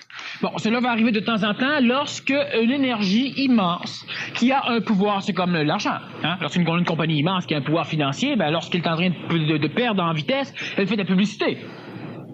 Et c'est la même chose qui se passe au niveau du monde de l'astral. Lorsqu'on a un égrégore incommensurablement immense, créé et énergisé par des milliards de personnes au cours de milliers d'années, et que celle-ci est en perte de vitesse à un moment donné, elle s'autodigère, parce qu'à un moment donné, la religion disparaît. Les dieux qui faisaient peur à nos ancêtres et qui ont été enterrés par nos religions nouvelles ne font plus de mal à personne. Mais elles ont déjà créé des problèmes. Elles ont fait effondrer des cathédrales, elles ont fait effondrer des temples, elles ont fait tomber des statues. À Rhodes, on a eu des problèmes. En Grèce, on en a eu. En Perse, on en a eu. À Alexandrie, on en a eu. En Égypte, on en a eu un peu partout. Mais ces dieux, les dieux romains, entre autres, qui ont été remplacés à un moment donné par le dieu judéo-chrétien, ces dieux causaient des problèmes à l'homme. Jusqu'à temps que, manque d'énergie, ces religions vouées à l'extinction, elles meurent. Et ces dieux ne nuisent plus. Ces dieux n'existent plus. Mais les dieux que nous avons présentement, chaque fois que l'homme les énergise suffisamment, ils grossissent, et lorsqu'ils sont en perte de vitesse, eh bien, ils vont être capables d'aller chercher des êtres purs. C'est-à-dire des êtres qui n'ont pas été colorés par cette religion. Pur dépend du point de vue. Parce que faut bien comprendre que le monoxyde de carbone pur, c'est un gaz pur. Mais que pour l'homme, c'est un poison. Hein? Alors, pur, faut comprendre. Alors, ce qui arrive, c'est qu'à un moment donné, on va se servir de ces énergies de ces personnes et on va faire apparaître différents mécanismes, différentes choses qui peuvent réénergiser, publiciser le phénomène et automatiquement, la ferveur reprend et on recommence à croire et à énergiser d'une façon incroyable cette énergie et là, on va disparaître. Pourquoi avons-nous des miracles dans différentes religions? Il n'y a pas que dans la religion chrétienne qu'on a des apparitions, par exemple, ou des miracles dans plusieurs religions, mais on n'en a pas régulièrement. Parce que ce n'est pas nécessaire régulièrement. Parce que lorsque le produit est vendu, l'homme achète. Et lorsque l'homme cesse d'acheter, on refait la publicité. Et c'est toujours lorsque c'est en baisse qu'il y a une apparition, et c'est normal. Mais le problème, c'est encore une fois que l'homme s'agenouille devant ces créatures. Le Nazaréen est le plus bel exemple d'instructeur intelligent de l'homme, intelligent en ce sens qu'il s'est servi de l'incompréhension humaine d'une façon écologique pour ne pas détruire l'homme. Parce que couper les liens complètement avec quelque chose qui supporte l'homme longtemps, c'est presque de tuer l'homme, c'est tuer l'homme. Si on ne tue pas l'homme lui-même se tue après. Alors, ce qui fait qu'il faut faire attention. Mais lorsque le Nazaréen est arrivé avec son Père dans le ciel, lorsqu'il a transmué ce phénomène et qu'il a parlé de son Père dans les cieux, lorsqu'il a dit « je suis », après, il n'y a plus de Père. Lorsqu'il a montré à l'homme, d'ailleurs on en a parlé dans une conférence antérieure, lorsqu'il a enseigné à l'homme comment prier, Notre Père entre autres, Notre Père qui est aux cieux, pour enseigner à l'astral dans le ciel des gens partants qu'à un moment donné, on transmuterait, on passerait par-dessus, on aurait une ascension au-dessus du ciel, et il finit avec, et c'est la première fois que l'homme finissait, même si dans les films on entend cette formule magique, c'est le Nazaréen qui l'a inculqué à la religion, à l'homme, avec ce « ainsi soit-il », ce « amen », qui veut dire qu'il en soit ainsi, et ça, ce n'est pas une demande, c'est un ordre donné au Dieu. Alors, lorsque je dis, je veux avoir du pain quotidien tous les jours, ainsi soit-il, qu'il en soit ainsi. Et ces énergies créées par l'homme ont une utilité, parce qu'ils donnent à l'homme un pouvoir beaucoup plus vaste que le pouvoir limité de la matière. Je peux, par l'intermédiaire de la compréhension de ces énergies, avoir créé des événements qui vont être écologiquement en harmonie avec moi ou avec ma société. Donc, cela est bon. Mais cela est bon à la condition que lorsque le pain quotidien, je ne l'ai pas, ben là, il faut qu'il en entende parler. Parce que ce sont des énergies de la psychologie de l'homme qui fonctionnent et qui doivent servir l'homme. Alors, tous les dieux sont créés finalement par nos craintes et nos espoirs. Exactement. C'est ça qui les continuellement. Sauf peut-être certains dieux qui, à l'origine, ont été créés par intelligence, parce que cela permettait à une collectivité de se réunir. Cela donnait une énergie de groupe collectif, de créer une société dans le monde de l'astral pour retraduire cette société dans le monde de la matière, dans le monde de l'homme. Et là, il y a une intelligence. Tu groupes l'homme pour que l'homme travaille de concert, comme dans l'astral. Et comme l'amour astral dans le monde parallèle est beaucoup plus facile que l'amour dans le monde de la matière, parce qu'il n'y a pas la distance qui nuit à l'amour dans le monde de l'astral, c'est-à-dire que tout ce qui est similaire se rejoint facilement dans l'astral, tandis que dans la matière, ce qui est similaire ne se rejoint pas parce qu'il y a la limitation matérielle. Donc, on crée ce phénomène sociétaire dans l'astral, cette religion, ou encore ce gouvernement, ce drapeau, cette nation, et cela groupe le monde, les réunit. Donc, de temps en temps, on a eu des religions créées par l'intelligence, mais elles ont tous été énergisées par l'espoir et les craintes de l'homme. Et si demain, en supposant qu'on idéalisait une société dans laquelle il n'y aurait ni crainte ni espoir, pas dans un sens de désespoir, là, mais dans un sens de ne pas attendre d'après la divine providence, qu'est-ce qui deviendrait de ces dieux-là? Ou de ce plan astral, là, en fait. Bon. Là. Lorsque ces temps vont venir de toute façon, et lorsque l'homme parle de temps en temps par différents mécanismes apocalyptiques, des mécanismes de lecture de l'astral qui annoncent à l'homme des apocalypses, des guerres et des choses, lorsque l'homme parle de ce genre de temps, de ces temps qui devraient venir dans l'avenir et dans peu de temps, selon certains, il y aura une guerre entre les sans espoir, sans désespoir, donc les maîtres, et les maîtres esclaves assujettis par les dieux du ciel, et ces hommes serviront d'armée à ces dieux du ciel qui tenteront de réénergiser, de prouver à l'homme conscient que dans sa conscience, il est inconscient. Et évidemment, c'est un mécanisme qui va être extrêmement pénible parce que, encore là, lorsque nous parlons, de toute manière, dans l'astral, il y a toujours des bribes de vérité. De vérité veut dire une espèce de reflet presque non déformé de la réalité. Parce que la vérité, c'est toujours injuste. Il y a, par exemple, lorsque nous parlons des élus. Qu'est-ce que c'est l'élu? Ben, l'élu, c'est pas celui qui va passer un vote et c'est pas celui qui a fait tant de bonnes actions. C'est celui qui, à un moment donné, sera là où il doit être lorsque ce sera le temps d'être là. C'est tout. C'est ça, un élu. Et à un moment donné, même les élus pourraient être trompés. Cela veut simplement dire qu'à travers tous les phénomènes du plan de l'astral, il y aura des choses qui vont se passer. On parle du Nazaréen qui revient. Mais on ne parle pas de la conscience spirituelle du Christ qui revient chez l'homme. On parle de l'être qui un jour n'a pas voulu être le chef de rien et qui un jour a dit à l'homme que l'homme ferait des choses comme lui et même plus. Mais l'homme s'est toujours refusé de faire plus parce que l'homme se dit si je fais plus, je vais les frustrer. Alors l'homme ne fait pas plus. L'homme qui fait des miracles, la religion ne reconnaît pas. L'homme qui guérit, on y va, hein, il passe au cash. Parce qu'on ne veut pas reconnaître. Celui qui marche sur les eaux, c'est un fumiste. Tout le monde sait ça. Seul le Nazaréen doit marcher sur les eaux. Au pis-aller, peut-être Bouddha. Bon, alors ce qui arrive, c'est qu'il va y avoir effectivement une lutte assez monstrueuse dans l'astral, possiblement dans la matière, entre les forces divines du ciel, donc ces créatures, ces créations de l'homme, qui vont assujettir des armées matérielles, possiblement, de façon à... Lorsque certains disent que les forces positives, même que le Christ, le Nazaréen, va venir de l'Union soviétique, l'Union soviétique est par définition athée. Elle est croyante, mais pas de la même façon. Elle n'énergise pas des collectivités ou des collections astrales comme le reste de la planète le fait. Ils ont leur égrégore qui s'appelle peut-être nationaliste, qui est défini par le terme camarade. Tout à l'heure, nous parlions qu'à un moment donné, l'homme va perdre dans sa phraséologie le terme possessif, mon mari, ma femme, mes enfants, mon ami. Et en Union soviétique, c'est déjà réglé. Et ce n'est pas ma femme, mais c'est camarade machin. Bon, mais c'est quelque chose, c'est un antipode. Parce que présentement, sur la Terre, il n'y a pas de synthèse de quoi que ce soit, il n'y a que la thèse et l'antithèse. Mais ces deux mécanismes devront se réunir à un moment donné pour s'autodétruire mutuellement, de façon à ce qu'il ne reste plus rien. Et lorsqu'il n'y a plus rien, lorsque tout ce qui peut disparaître disparaît, il ne reste que ce qui ne peut pas disparaître. Et c'est souvent ce qui est camouflé par ce qui a des tendances à disparaître. Et tout ce qui peut disparaître est beaucoup plus énergisé par l'homme que ce qui ne peut pas disparaître. Alors ça, c'est très énigmatique, là, mais encore. Mais encore. Est-ce qu'on peut envisager un monde qui vivrait sans la dimension astrale ? Supposons qu'il y ait cette guerre dans les cieux, puis sur le plan physique également, advenant que la dimension astrale soit détruite, est-ce que ça aura l'air de quoi, l'homme de demain sans dimension astrale? Autrement dit, sans émotion, est-ce que c'est envisageable, ça? Bon, la dimension astrale ne sera pas détruite, pas pour l'instant.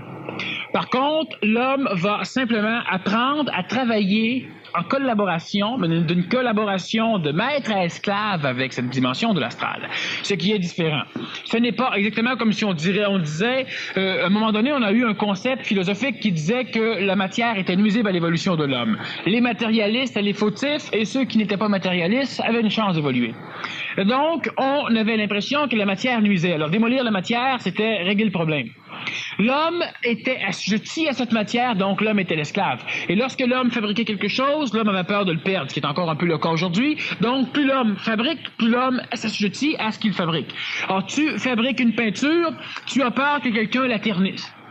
Tu es esclave de ta création. Tu achètes une auto matériellement et tu as peur qu'on la porte. Tu es l'esclave de la création de l'homme. Lorsque tu as une maison, tu as différentes peurs reliées à ta maison. Plus l'homme possède, plus l'homme crée, plus l'homme a peur de perdre ce qu'il a. Donc, veut pas, présentement, l'homme reste quand même un maître esclave, seulement au niveau du plan matériel, mais c'est un état qu'il vit parce que dans le plan psychologique, il est habitué à être l'esclave de ce qu'il crée. Bon. L'homme qui, par exemple, va arriver à une étape où il va prendre conscience que la matière doit le servir, il n'aura plus dédain de l'argent. Il ne volera pas pour autant, parce qu'il n'aura pas peur que la matière le trompe. Mais il n'aura pas dédain de l'argent, il n'aura pas dédain de la matière, il se servira de la matière. Lorsque l'homme, dans le plan de l'astral, dans son plan psychologique, découvre à un moment donné qu'effectivement, lorsque je me couche, et lorsque par certaines techniques, j'entre en contact avec le monde parallèle de l'astral, et lorsque je projette, lorsque je place des pensées, lorsque j'instruis ce monde, j'ai des résultats. Je ne demande pas à Dieu, je le fais moi-même. Et certains vont dire, oui, mais tu vas payer pour. Parce que on doit être relié dans un esprit collectif et on doit avoir peur d'en sortir. Et ça, c'est... Pourquoi qu'on en a peur? On a peur d'en sortir parce que l'égrégore, dans l'astral, cet égrégore collectif, a besoin de tout le monde pour s'énergiser. Lorsque l'homme apprend à connaître cette chose, il ne détruira pas le plan de l'astral. Pas pour l'instant. Il doit apprendre à travailler et à rendre esclave, c'est-à-dire à faire fonctionner, à ordonner et à coordonner ce monde de l'astral de façon à ce que celui-ci fasse ce que l'homme veut que celui-ci fasse.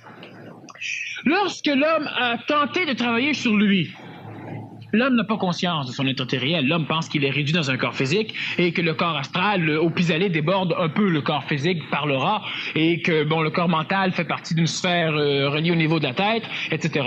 Mais c'est beaucoup plus vaste que ça. L'homme a des ramifications un peu partout. Exactement comme là je parle et vous m'entendez. Donc, votre oreille va plus loin que votre corps physique. Et lorsque vous voyez, votre vue va plus loin que votre corps physique. Et c'est la même chose au niveau du plan de l'astral. On va fouiller loin, on maudit. Et qu'est-ce qui arrive? Il arrive ceci. Lorsque l'homme apprend, à un moment donné, à contrôler ses mécanismes, à parler avec l'astral, l'homme se désassujettit. L'homme n'a plus peur d'être puni. L'homme n'a plus peur d'être banni. Une apparition dans ta chambre, tu regardes ton calendrier, il n'y a pas de rendez-vous de cédulé, alors ce qui fait que tu demandes de s'en aller. Et la chose va vouloir rester, parce qu'elle n'est pas éduquée à t'écouter. Mais tu peux lui faire peur. Alors ça veut dire qu'on n'ira pas dynamiter le plan astral, mais on va plutôt transmuter ses effets sur nous. Exactement. L'astral, c'est quelque chose d'utile. L'astral, présentement, c'est la base qui permet l'exploration ou l'expérience planétaire. Parce que l'astral, on l'a dans le plan psychologique, mais la matière, c'est astral. C'est de l'astral, la matière, c'est de la mémoire. Ça garde la forme dans le temps. C'est la mémoire.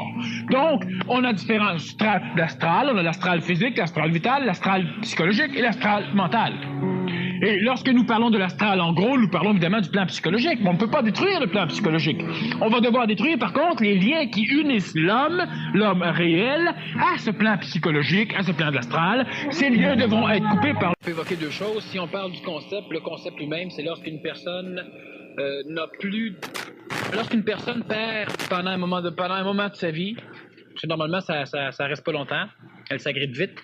Lorsqu'une personne perd pendant un moment de sa vie, la conscience qu'elle avait de sa présence dans sa vie. Cela veut dire que lorsqu'une personne sait où elle est, elle a une présence, une conscience d'elle, elle a une conscience d'être vivante, elle a une conscience de servir à quelque chose, elle a une conscience, elle a l'impression d'être aimée, d'être utile, de servir. Elle a l'impression d'avoir de la puissance, du pouvoir, d'asservir. Elle a l'impression de souffrir ou d'être heureuse. Du moment qu'il se passe quelque chose dans l'émotivité de la personne, elle a conscience qu'elle est là. Et pour son ego, cela est important parce que cela va déterminer les paramètres de son cheminement d'évolution. Lorsque la personne, à un moment donné, perd le contact qu'elle a, elle, présentement, elle aurait... Parce que vois-tu, la personne, on parle de l'ego. L'ego peut être fragmenté en plusieurs parties. Cela peut causer certaines pathologies chez des personnes. Maintenant, à un moment donné, tu as la conscience, tu as presque plus... Ton corps physique et ton corps mental n'a plus de contact ou presque plus de contact avec l'ego. Et tu ne vois plus rien. Et il reste en toi parce qu'à l'instant même où tu perds le contact avec ton ego, tu recrées un autre ego. qui est minuscule, qui est inexpérimenté, qui date, qui a comme cheminement vécu l'instant même où tu as coupé tes contacts et l'instant où tu prends conscience que tu as coupé tes contacts. Alors, l'ego, cette petite ego qui tend à naître peut avoir vécu 2 secondes, 1 minute, 2 minutes, 1 heure. Il renaît chez l'homme un ego lorsqu'il perd un ego. Tant que l'homme est assujetti, tant que l'homme n'a pas d'énergie mentale ou d'énergie suffisamment supramentalisée pour pouvoir se permettre la disparition de la conscience de vie, l'ego. Lorsque la personne perd ce contact, elle ne souffre plus, elle n'a plus peur, elle n'a plus de joie, elle n'a plus rien. Elle n'a plus de référence. Dans sa psychologie, pour qu'elle puisse dire « je suis », elle prend conscience qu'elle est là, mais il n'y a rien pour pouvoir supporter cette prise de conscience. Et la personne, elle est donc elle perd cette conscience de la vie. Je parle ce n'est pas nécessairement de dire qu'elle a un échec dans sa vie, mais je reviens simplement à l'illusion que je faisais tout à l'heure lorsque la personne arrive sur le bord d'un balcon sans garde-fou et qu'il n'y a plus rien. Elle se ramasse sur un îlot central au fin fond de l'univers où il n'y a plus aucun contexte, il n'y a plus du tout de critères de vie, elle est là, elle seule. Et cet état qui peut traumatiser le plus près, le plus intelligent des hommes de la planète, c'est l'état d'être, qui fait peur. Et lorsqu'une personne vit cet état de choses et qu'elle n'est pas prête à la vivre, elle est automatiquement détruite. L'ego ne peut plus revenir, la personne recherche un ego, il y a un conflit qui se passe, et la personne peut en mourir. Elle en devient folle, ça ne l'en meurt pas. Sauf évidemment si elle est prête. Réussir sa vie, c'est lorsque les concepts que nous avons élaborés lors de notre éducation se voient confirmés par notre vécu. C'est réussir sa vie. Et échouer sa vie, c'est lorsque les concepts que nous avons élaborés lors de notre éducation se voient infirmés par la vie. Il y a toute une illusion peut-être autour de ça. C'est juste une illusion, ce phénomène-là. C'est le concept que tu bâtis. Je voulais être telle chose et je n'ai pas réussi à l'être. J'ai eu donc un échec à ma vie. Mais tu as toujours été ce que tu étais. Parce qu'en fait, c'est la prétention de vouloir épouser des modèles collectifs de réussite, etc. Exactement. Si tu t'individualises, tu n'en as rien à faire de ça. Tu ne peux pas manquer ta vie, tu ne peux pas réussir ta vie, tu ne peux que vivre ta vie. Mais l'homme, évidemment, au lieu de vivre sa vie, essaie de vivre la vie qu'il veut vivre et de fuir la vie qu'il refuse de vivre. Vivre la vie des autres. C'est la vie qu'il veut vivre, évidemment. Il s'assujettit à ce que les autres vont lui présenter. Parce que dans la collectivité, il y a toujours des trous, des fissures. Et l'homme croit que le chemin... l'homme pense qu'on lui demande de boucher des trous, de boucher des fissures dans la société. Alors l'homme se lance dans la politique parce qu'on a une lacune dans la politique, l'homme se lance dans la médecine parce qu'il y a une lacune, il manque de médecins, l'homme se lance dans l'éducation parce que l'éducation n'est pas bonne, l'homme veut boucher les trous. Au lieu d'être ce qu'il est lui, au lieu de faire quelque chose qui rentre en harmonie avec son intelligence, l'homme veut boucher les trous. Évidemment, dans cet état de choses, on va éduquer de façon à ce que l'homme bouge les trous. Qu'est-ce qu'on a besoin dans la société? On a besoin d'infirmières. Alors, tout le monde se garage pour être infirmière, et quand les infirmières sont prêtes, on a trop d'infirmières. Alors là, on se recycle pour d'autres choses, toujours pour boucher des trous. Et réussir sa vie va être en fonction du nombre de trous, de la qualité avec laquelle tu as bouché un trou dans la société. Sauf si, à un moment donné, tu prends une prise de conscience du manque de finalité réelle de cette évolution bouche-trou. Lorsque ça fait 20 ans que tu bouges des trous et que tu dis, je fais rien.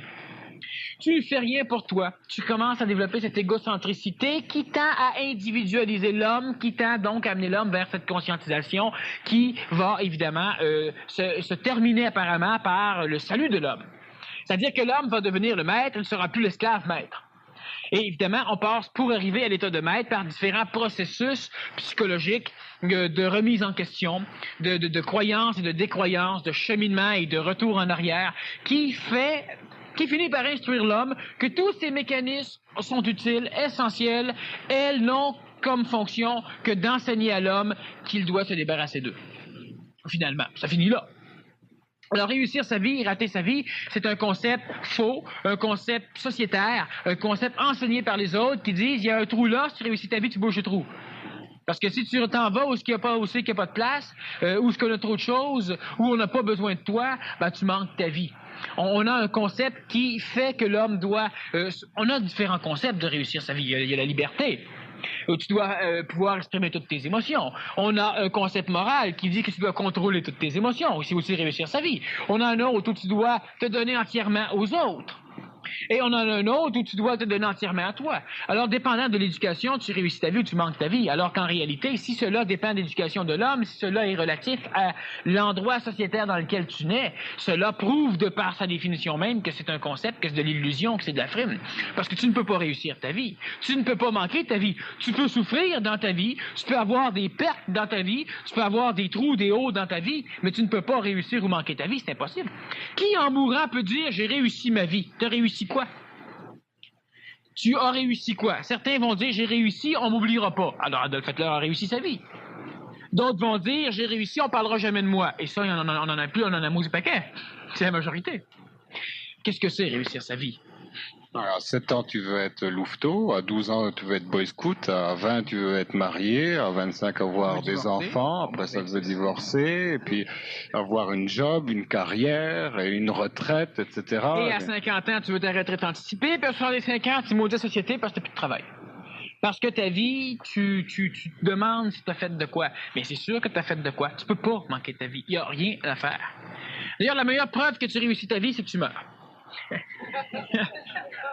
Tout le monde réussit bien sa vie. L'enfant qui voit un guide, est-ce que c'est lui qui l'a créé ou est-ce qu'il lui a été assigné? Ça, c'est intéressant, ça. Oui. Maintenant, on parle d'un guide, c'est le guide de lumière, par exemple, qu'on a vu un peu la semaine dernière. On ne parle pas de guide matériel, j'imagine bien, encore que c'est un peu la même chose. Il faut bien comprendre que la psychologie de l'enfant, elle n'est pas éclos. Elle n'est pas encore suffisamment développée. Elle est dans des phases d'éducation, de prééducation, de développement et de prédéveloppement. C'est-à-dire que à certains âges, l'enfant est complètement teinté par la psychologie, donc par l'astral de sa mère. À la naissance, l'enfant est teinté par l'astral de sa mère parce que une partie de cette mémoire est véhiculée par le sang. Donc, l'enfant a le sang de sa mère et après un certain laps de temps, lorsque l'enfant aura recyclé complètement le sang de sa mère, il commencera à développer une psychologie qui lui sera propre. Il va commencer à s'identifier à lui-même et non plus disons, se parler à la troisième personne. Lorsque l'enfant va grandir, lorsque l'enfant va accumuler des expériences, il va développer un ego qui va tendre à se dissocier de celui des parents. Maintenant, évidemment, selon l'éducation, selon la restriction de l'éducation, cela peut prendre un temps plus ou moins long. Lorsqu'un guide, lorsqu'une énergie est assignée, parce que c'est toujours assigné à un enfant, l'enfant ne le demande pas, on lui assigne. Et ça, c'est important de voir la différence. L'adulte peut demander, l'enfant ne demande pas. Je parle d'un enfant de 4 ans descendant, par exemple, ou 5 ans descendant, dépendant de l'éducation. Bon. Lorsqu'on lui assigne, qu'est-ce qu'on fait? Premièrement, dans la religion catholique romaine, on baptise. Cela veut dire qu'on assigne déjà des anges gardiens à l'enfant. On donne un nom à l'enfant qui sera le mécanisme par lequel l'énergie de cette religion pourra entrer en contact avec lui et lui assigner des choses et le manipuler. Maintenant, cela va aussi avec la croyance des parents. Cela va aussi avec les mécanismes génétiques qui promulguent l'évolution de l'espèce dans le temps. Maintenant, il faut bien comprendre que l'évolution par la génétique ne permet l'amélioration que du véhicule récepteur et ne permet pas l'amélioration de ce qui va être reçu. Ça est évident. Ce que je veux dire par là, c'est que l'évolution de l'enfant, par exemple, l'évolution du parent vers l'enfant va permettre génétiquement d'améliorer le corps physique. Un corps physique amélioré permet l'amélioration de l'énergie psychologique améliorée. Et l'énergie psychologique améliorée dans un véhicule amélioré permet la création d'un corps mental amélioré, ce qui va permettre l'intégration plus facile ou plus probable de la fusion supramentale, donc extraplanétaire, avec l'énergie planétaire humaine. Maintenant, il est évident que l'enfant qui, par exemple, de par la génétique spirituelle de ses parents, de par la génétique alimentaire, de par la génétique évolutive de ses parents, même s'il est baptisé par la chrétienté ou par l'islam ou par d'autres religions, il peut, de par sa nature vibratoire, le corps physique a une nature propre vibratoire, le corps vital, le corps astral, le corps mental aussi, et par affinité vibratoire, par résonance, cela va se lier. Alors, on n'aura pas un être humain qui aura un corps particulier avec un esprit différent de ce que le corps peut exprimer. Et c'est pourquoi aussi on a des personnes qui, la physiologie ça fonctionne, dans la chiromancie ça fonctionne, et la physiologie elle est léguée par les parents. l'enfant ressemble à sa mère, à son père, à son grand-père, et il se trouve qu'on peut, par la physiologie, connaître la caractérologie astrale de la personne psychologique, ce qui prouve qu'effectivement, on lègue notre psychologie par l'intermédiaire de la nature physique. Mais l'évolution de l'être-té, le contact extraplanétaire entre l'homme planétaire ne peut pas être légué génétiquement. Le véhicule est amélioré de génétique en génétique, ce qui fait qu'à un moment donné, un être arrive à la fusion 2, 3, 4, 15, 20, 100, 2000, 10 000, 1 million, 4 millions, et à un moment donné, l'humanité aura des enfants non fusionnés tant qu'il ne sera pas androgène, c'est-à-dire tant qu'il sera sexué. Il aura des enfants qui auront à expérimenter la fusion de leur vivant, mais qui l'expérimenteront facilement. Ce qui n'est pas le cas présentement, parce que les entités corporelles ne sont pas corporelles, je parle du plan planétaire, mental en descendant, ne sont pas suffisamment prêtes. Donc, lorsque l'enfant voit un guide, si c'est un guide chrétien, c'est que l'évolution collective psychologique des parents est suffisamment reliée à l'égrégore qui l'a baptisé. Mais on peut voir, par exemple, l'apparition d'un guide tibétain à un enfant catholique. Et là, donc, on va encore plus mettre de croyance dans ce phénomène, parce qu'on va dire, c'est un élu, parce qu'il n'avait rien de tibétain. C'est normal qu'un enfant tibétain ait la visite d'un guide tibétain. Et c'est normal qu'un enfant chrétien ait la visite d'un guide chrétien, d'un ange, ou encore d'un archange. Mais c'est un élu si c'est un tibétain qui a la visite d'un archange chrétien. Et c'est un élu où il y a des dons, où il est particulier, si c'est un chrétien qui a la visite d'un guide tibétain. Et ça, il faut bien comprendre que l'exotisme plaît partout où on va. Bon. L'enfant ne l'attire pas d'une façon consciente. Les vibrations particulières du corps, physique, vital, psychologique et mental de l'enfant vont permettre la résonance entre une énergie du monde de l'astral, de l'énergie du monde des morts, de ce monde parallèle, pour que celui-ci puisse venir s'exprimer devant l'enfant et trouver substance à l'expression, donc trouver un auditeur. Alors, ce guide va venir voir l'enfant et selon la nature même de ce guide, il va pouvoir aider, être ami ou nuire à l'enfant. Donc, évidemment, ce guide n'est quand même qu'une création de l'homme. C'est quelque chose qui a des fonctions. C'est quelque chose qui a une efficacité. Et quand j'emploie le terme efficacité, je veux dire que cela a une efficacité dans la matière. Cela ne veut pas dire que c'est bon ou mauvais. Ça fonctionne, ça marche. Bon. Et ce guide qui se présente vers l'enfant, qui est, qu'on donne à l'enfant, on le donne de par une loi qui s'appelle l'amour, l'attraction. Donc, l'enfant ne le demande pas consciemment par l'espoir. C'est-à-dire que l'enfant n'énergisera pas un canal entre sa psychologie et ce guide. Il ne demandera pas la venue d'un guide, l'enfant ne le recherche pas. Et si ce guide se présente, c'est qu'il y a affinité vibratoire entre l'enfant et cette entité du monde de l'astral. Maintenant, ce n'est pas parce qu'un guide vient voir un enfant et qu'il peut aider l'enfant pendant un laps de temps dans son éducation que ce guide est pour autant supérieur à l'enfant. Parce que supériorité, c'est un concept extrêmement psychologique de l'homme qui ne tient pas compte d'une réalité extratemporelle. Autrement dit, lorsque votre enfant est inférieur à vous, c'est que vous n'avez pas de conscience, vous n'avez pas conscience de l'adulte dans l'enfant. Et à l'extérieur du temps, l'enfant est le début et la finalité vivante de ce qu'il sera. Dans le temps, vous avez le moment présent qui dit que l'enfant a 6 mois et je peux le tuer. Mais vous n'avez pas de conscience extratemporalisée qui va vous dire que l'enfant, lorsqu'il mesurera 6 pieds 9, qu'il sera encore arrière de football, qu'il sera un garde du corps pour plusieurs premiers ministres et qu'il sera un fiefé coquin, lui pourra vous tuer. Alors, qu'est-ce que c'est supérieur-inférieur? C'est quelque chose qui est relié à une méconnaissance des mécanismes temporels, à une conscience temporalisée par le domaine de la mémoire, par l'éducation, qui nous fait croire qu'une chose peut être inférieure ou supérieure. Donc, lorsqu'un être supérieur vient vous visiter, il est supérieur présentement, mais qu'en sera-t-il de lui lorsque vous aurez 200 ans de plus? L'enfant est visité par un guide qui peut l'aider et lorsque l'enfant sera adolescent, il devra se départir de ce guide parce que ce guide va lui nuire. Et si l'enfant ne se fait pas nuire par ce guide, c'est simplement parce que l'enfant reste assujetti à ce guide. Donc, l'enfant est le maître esclave, l'enfant accepte maintenant ce guide et l'enfant accepte d'être soumis à ce guide. Ce qui ne devrait jamais être chez l'homme. Cela ne veut pas dire que l'homme doit manipuler, doit écraser tout ce qui existe. Cela veut dire que l'homme doit cesser d'être assujetti à ce qui existe. Cela veut dire que l'homme doit prendre conscience de sa nature réelle. Cela veut dire que l'homme doit se libérer réellement de tout ce qui tend à l'attacher. Cela veut dire que l'homme doit se libérer de lui. Cela veut dire que l'homme doit se libérer complètement de tous ces mécanismes qui tendent à le rapprocher d'une conscience collective. Cela veut dire que l'homme doit être capable d'avoir une conscience propre, individualisée à lui, totalement marginale de l'extérieur, et malgré qu'il sera dans cet état, cet homme ne se sentira jamais coupable d'être différent.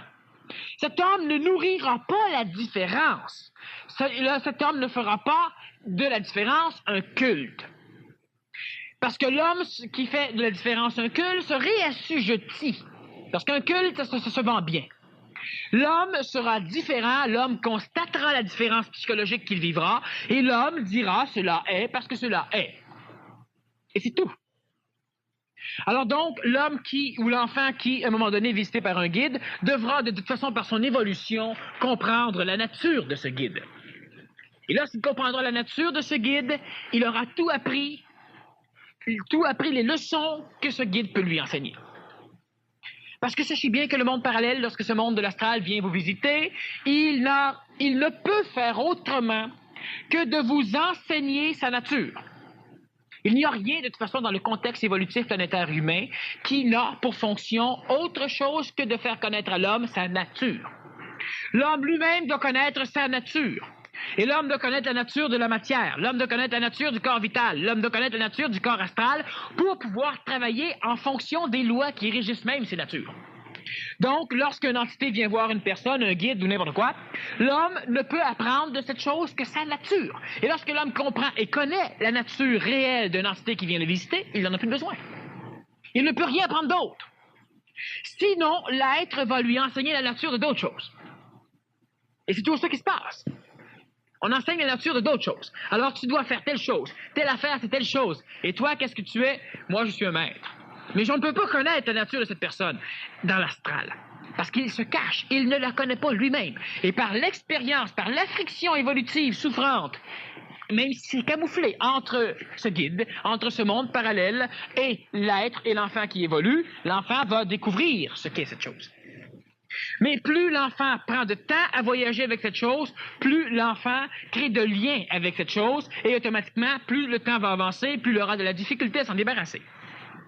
Sauf s'il comprend sa nature globalement, complètement, et s'il peut, par la compréhension, par ce savoir de cette nature, éduquer la chose pour qu'elle s'en aille.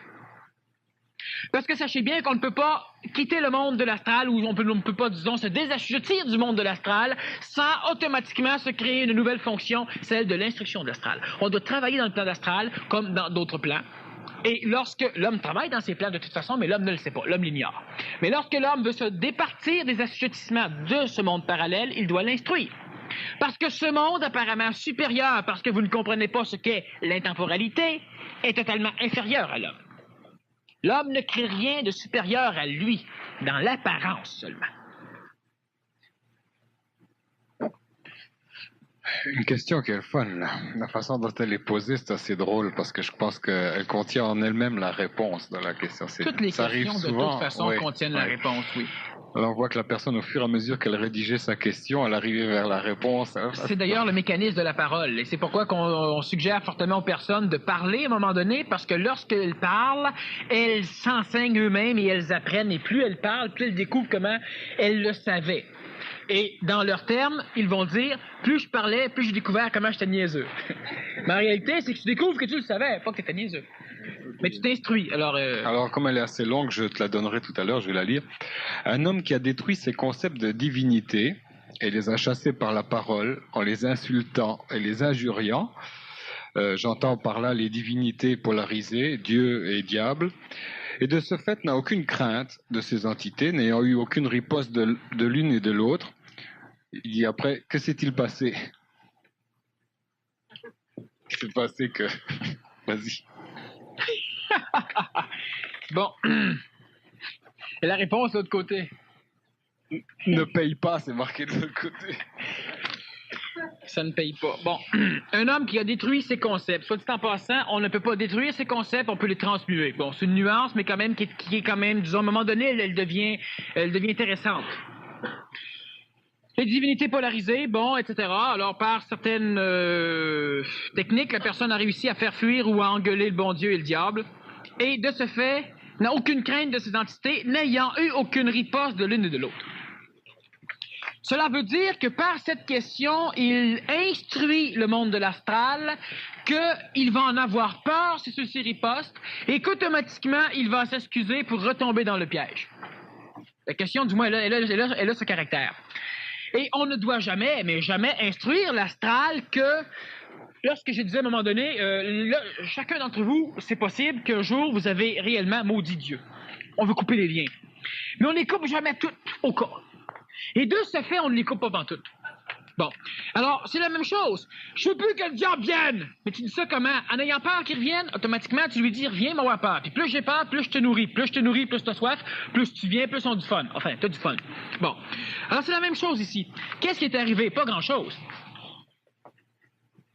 Il est arrivé simplement ceci, que la personne, elle a réussi à soulager ses concepts de Dieu et de Satan, mais elle n'a pas ébréché du tout le concept planétaire ou le concept collectif de cette divinité ou de ce Satan. Cette personne n'est pas encore suffisamment importante pour le monde de l'astral pour que le monde de l'astral s'occupe d'elle. Et c'est parfait, c'est tant mieux. Mais la personne, si elle se dit elle-même, je n'ai pas peur parce qu'il ne s'est rien passé, autrement dit, je n'ai pas peur, je n'y crois pas parce qu'il ne s'est rien passé, il faut faire extrêmement attention, parce que sachez bien que le monde de l'astral vous connaît, parce que c'est vous. Et vous connaissant, parce que c'est vous, et parce que vous communiquez avec ce monde parallèle qui est relié par la collectivité, par l'amour collectif dans l'astral, vous connaissant, ils savent aussi de quelle façon vous faire croire les choses. Lorsqu'une personne recherche Dieu, elle ne rencontre jamais Satan. Mais lorsqu'une personne fuit Dieu, elle peut rencontrer Satan. Et c'est assez amusant de voir que lorsqu'une personne est athée, elle ne rencontre pas Satan. Il n'y a que les personnes qui recherchent Dieu et qui, à un moment donné, fuient Dieu qui ont peur du diable. Mais pas les athées. Celui qui ne croit pas en Dieu et qui ne croit pas en diable ne voit pas le diable. Et celui qui croit en Dieu, qui a peur du diable, peut voir des entités sataniques. Alors, il y a une grosse connotation qu'il faut faire entre le fait de chasser les liens qui nous réunissent à ces choses et de devenir suffisamment maître de l'astral pour manipuler ces choses. Il n'y a pas eu de riposte. Alors, dernièrement, on a eu une expédition au niveau PMC 5 et PMC 4. Je ne vous compte pas ce qui s'est passé parce que, disons que il faut le vivre, disons, pour réellement l'intégrer. Et il n'y a pas eu effectivement de riposte. Par contre, il y a eu la preuve que ces entités existaient, étaient fonctionnelles et manipulaient la matière. Et en même temps, il y a eu la preuve que ces entités ne pouvaient rien contre l'homme. Il y a eu la preuve lors de cette expédition, lors de ces 24 heures, que le monde de l'astral pouvait manipuler l'homme qu'à la condition que l'homme se laisse manipuler. Et cela a toujours été. Lorsqu'un maître avait des esclaves, il pouvait manipuler l'esclave selon la possibilité qu'avait l'esclave d'être manipulé. Je ne peux pas ordonner à personne de voler, parce qu'il ne peut pas voler. Et lorsqu'une personne n'est pas dans un état psychologique pour agir, je ne peux pas. Un esclave qui est en colère, on le fouette, on le bat, mais on ne lui demande rien. Parce que si on le met plus en colère, il va se révolter contre nous. Et c'est d'ailleurs ce qui se passe avec l'homme lorsque l'homme arrive à une colère purificatrice à un moment donné, une colère presque mentale. Alors, il ne s'est rien passé pour la simple raison que la personne n'a ébréché que ses propres concepts, disons, dualitaires, polarisés. Et c'est un début. Qu'elle soit patiente. Et elle aura à un moment donné des ripostes. Mais il n'y a rien de dangereux avec ce genre de choses, avec ce genre de monde. La seule chose qui est dangereuse, c'est lorsque l'homme recule. Lorsque l'homme a peur. Et lorsque l'homme a peur, ben l'homme se fait instruire par la peur. Parce qu'évidemment, on ne viendra pas vous chercher avec des bonbons, on va venir vous faire peur. Parce que l'homme est facilement peureux. L'homme est pissou, on maudit. Regardez, dans tous les endroits publics, c'est plein de toilettes, alors. Quels sont les effets vibratoires de la musique sur les différents corps? Les effets vibratoires de la musique. La musique est là une consonance qui pénètre par l'oreille et par la peau. La musique, comme effet sur les différents corps, elle a un effet qui n'est pas nécessairement bénéfique.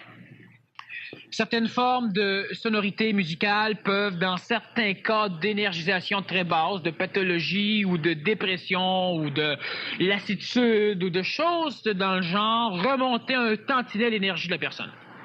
Mais une personne qui est assujettie à écouter de la musique régulièrement, elle est complètement droguée. Elle a besoin de cette musique, donc elle est encore l'esclave de quelque chose créé par l'homme. Et même si on dit que la musique purifie les mœurs, on peut voir avec certaines musiques que ça colore les cheveux plus que ça purifie les mœurs. Et la musique, elle a une tendance à manipuler l'homme, quelle que soit la musique. Alors, la musique, est-ce que c'est bon ou mauvais? Ça dépend de notre état, ça dépend de ce que l'on fait, parce que tout est bon et tout est mauvais. Sauf que, qu'est-ce qu'elle fait, la musique, chez l'homme? Bien, elle oblige l'homme à lutter contre la musique. Elle ne fait rien d'autre. Alors, si la musique vous dynamise, alors vous êtes encore une fois assujetti à la musique et c'est le rythme vibratoire de la musique qui vous contrôle. Si la musique vous fait pleurer, c'est une musique triste. D'ailleurs, on en met dans les films, c'est pas pour rien. C'est parce que la musique, elle atteint plus facilement la psychologie de l'homme que l'image. Donc, la musique, ben, évidemment, vous en faites ce que vous en voulez. C'est bon. Pas fort, tant qu'on n'entend pas trop. Et sinon, de temps en temps, ça peut servir de thérapie, comme je le dis, mais dans certains cas. Alors, la musique, comme n'importe quelle sonorité, faut faire attention. Chose qui est sûre, c'est que si vous avez besoin de la musique, vous êtes pris, vous êtes bien mal pris. Mais c'est comme n'importe quoi, vous en avez besoin. Automatiquement, c'est de l'ordre, disons, satanique, comme le mot qu'on emploie en ésotérisme. Alors, qu'est-ce que vient faire la musique sur nos corps? La musique, elle agresse le corps physique, elle agresse le corps vibratoire, elle manipule le corps psychologique et elle empêche le corps mental de fonctionner. C'est ce que fait la musique.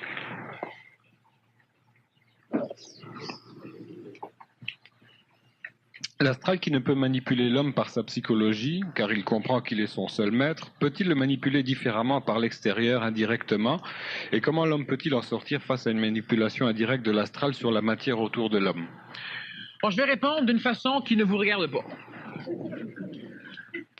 Mais qui un jour peut-être va vous regarder. Si vous comprenez, ne mettez pas ce que je veux dire en pratique, d'ailleurs vous ne pourrez pas le faire. Et le mettre en pratique serait vous assujettir à une manipulation dégradante de l'astral. Mais un jour, vous allez comprendre ces genres de choses. Le vivre. L'astral qui ne peut manipuler l'homme par sa psychologie car il comprend. Donc l'homme qui coupe les liens avec le mécanisme psychologique de l'astral. Lorsqu'on lui dit achète tel beurre de pinot, il l'achète s'il comprend qu'il en a besoin, mais pas parce qu'on lui a dit. Lorsqu'il est son seul maître, peut-il être manipulé différemment par l'extérieur? Indirectement. Et comment l'homme peut-il arriver à en sortir face à une manipulation indirecte de l'astral sur la matière autour de lui? Alors, voyez-vous, écoutez bien ceci. Vous êtes libre, vous êtes parfait, tout va bien, c'est merveilleux, votre vie est heureuse, tout est parfait, vous avez une extraordinaire santé, vous avez de la richesse, vous avez des amis, vous avez une maison, vous avez un bon emploi, tout va bien. Et vous êtes suffisamment puissant pour que l'astral ne puisse pas vous faire voir que tout va mal. Parce que ça va jamais mal. On voit que ça va mal, mais ça va pas mal. Alors, la psychologie, le monde parallèle, l'astral, va évidemment agresser l'homme par ses points faibles, jamais par ses points forts. Vous perdez votre emploi, c'est un moyen de vous agresser. Et là, ça commence à faiblir chez vous. Vous perdez vos amis, une autre agression. Vous perdez votre maison, une autre agression. Et si, à travers toutes ces pertes, vous n'êtes jamais perturbé, vous ne perdrez plus rien d'autre. Pour la simple raison que ce n'est pas un de vos points faibles et vous êtes suffisamment énergétique pour pouvoir, même inconsciemment, empêcher ce genre de dégradation. Mais l'homme doit comprendre. L'homme doit comprendre, le vivre, intégrer, digérer. Et de par le fait même qu'une rencontre, c'est le début d'une séparation. Comment faire pour ne pas être manipulé par l'extérieur? C'est facile. N'ayez aucun lien psychologique avec l'extérieur. Facile à dire. Cela veut dire, n'ayez pas d'amis, n'ayez pas de femme ou de mari, n'ayez pas d'enfants, soyez locataire. Bien assuré. Oui. Et automatiquement, si vous avez la puissance, qu'est-ce qui peut vous arriver? Cherchez tant que vous voudrez. Si vous ne pouvez pas être agressé et que vous n'avez aucun lien avec l'extérieur, il ne peut plus rien vous arriver. Et c'est pourquoi tous les maîtres, les réels maîtres, ceux qui se maîtrisaient eux-mêmes, ceux qui étaient les seuls maîtres à bord de leur propre véhicule d'exploration planétaire, ceux-là, pas ceux qui maîtrisaient les autres, ceux-là n'avaient pas de disciples, n'avaient pas de femmes ou de maris, n'avaient pas d'enfants, n'avaient pas d'église, n'avaient pas de religion, n'avaient rien.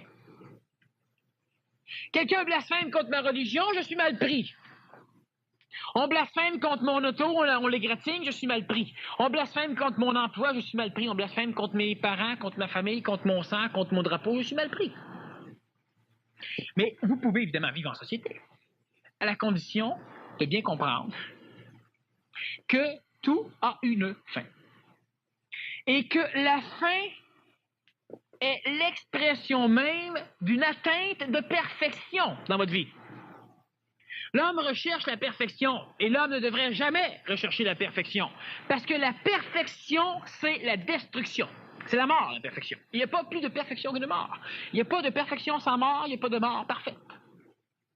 Parce que sachez bien qu'une chose se doit d'être vivante. Et lorsqu'une chose ne vit plus, elle est morte. C'est évident. Lorsqu'une chose est parfaite, elle ne s'améliore plus. Lorsqu'une chose est parfaite, elle a tout ce qui pouvait être. Elle n'a plus rien à parfaire.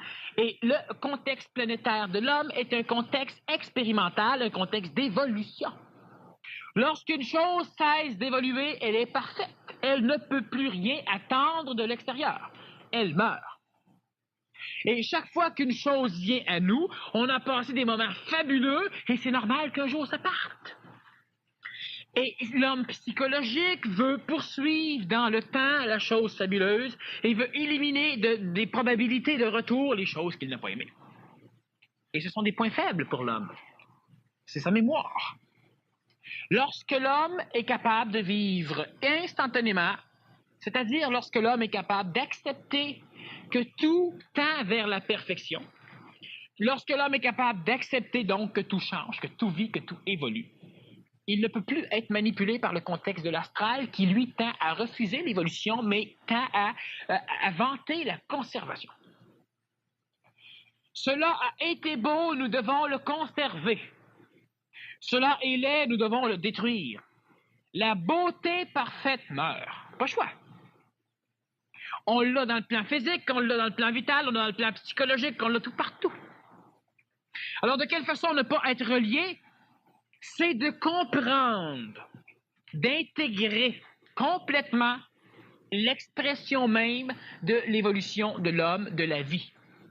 Alors, il est normal qu'un jour, je fasse des conférences et il est normal qu'un jour, je n'en fasse plus. Il est normal qu'un jour, j'ai des possessions. Il est normal qu'un jour, j'ai d'autres possessions. Ceux-là doivent mourir. Sinon, je stagne. Et la stagnation, c'est la mort chez l'homme. Il est normal. Cela est naturel. C'est encore mieux que normal. Naturel. Alors, de quelle façon l'homme peut-il être manipulé, agressé par l'astral lorsque lui est suffisamment solide, par ce qu'il a à côté de lui? Et à l'instant même où je me fous que ma femme se fasse massacrer par l'astral, je ne suis pas égoïste. Je m'en fous. Ça ne me dérange pas. Qu'elle se fasse charrier, qu'elle se fasse tuer, qu'elle se fasse décapiter, je m'en fous. Royalement, sincèrement, je fouille en moi et je m'en fous. Je trouve la libération si elle disparaît de ma vie. Et jamais ma femme va disparaître de ma vie. Jamais elle ne se fera décapiter, jamais elle ne se fera charrier, jamais il ne va rien se passer. Parce que c'est pas un de mes points faibles. Alors elle peut être en paix. Et mon emploi, je m'en fous. Sincèrement. Intelligemment, je travaille, c'est sûr. Intelligemment, j'en vois l'utilité. Mais si je la perds, je t'assure, je vais m'en trouver un autre. Je prends des vacances. Mais je suis sincère dans ce que je dis. Je fouille en moi et je le vois. Je ne peux pas perdre mon emploi. Parce que c'est pas un point faible. Alors, j'ai développé une ultime égocentricité intelligente qui me permet de mettre sous protection tous les points faibles que normalement j'aurais dû avoir et qui pourraient m'assujettir. Regardez les films. Le grand vaillant détective, extraordinaire, pris par la mafia parce qu'on a kidnappé son enfant. Ben, c'est ça. Et les services secrets, on le sait, on prend des célibataires. Qui plus souvent qu'autrement n'ont ni père ni mère. Ils sont morts, évidemment. Il y en a eu. Ils sont morts. Si on les élimine pas. Mais c'est pas trop je parle. Bon. Alors, ce qui fait que c'est un moyen radical, non pas de ne pas en avoir, mais de ne pas créer de liens psychologiques, d'avoir des amitiés mentales, des amitiés vitales, et non pas d'amitiés psychologiques, et de bien comprendre la désaffinité que vous devez développer avec votre monde extérieur. Et avec, évidemment, on commence par l'intérieur, avec vos pensées, vos désirs, vos espoirs, avec tout ce genre de choses qui permettent à l'astral de vous faire croire que vous êtes sur le chemin pour, à un moment donné, vous faire rendre compte, vous faire découvrir que vous ne l'étiez pas. Alors, je dis bien que cela n'est pas nécessairement applicable par vous, sauf que cela va cheminer chez vous, et à un moment donné, cela va être clair comme de l'eau de roche, et vous allez être capable d'avoir des amis sans jamais avoir d'amis. Alors donc, tous ceux qui vont vous approcher ne seront pas sujets à servir d'outils pour vous détruire. Qu'est-ce qui arrive quand la programmation est faite depuis 2 ou 3 ans et rien n'arrive? Qu'est-ce qui arrive quand rien n'arrive? Oui, c'est ce que je... Quand je suis sur le point de l'obtenir, il y a toujours des obstacles qui empêchent la réalisation, soit un travail ou autre chose, etc. Pourtant, c'est bien ou c'est très positif au départ. C'est intéressant, quoi. Le concept du positivisme. Parce que ça rejoint la normalité de ceux qui évoluent. À un moment donné, on a l'impression qu'on l'a, qu'on le sait, que ça vient, que c'est proche, on le sent, c'est parfait. Dans 2-3 semaines, dans 6 mois, c'est l'année 1985. Cette année-là, pour moi, ça va être, on l'a. On l'a. Plus de problèmes financiers, plus de problèmes familiales, on l'a.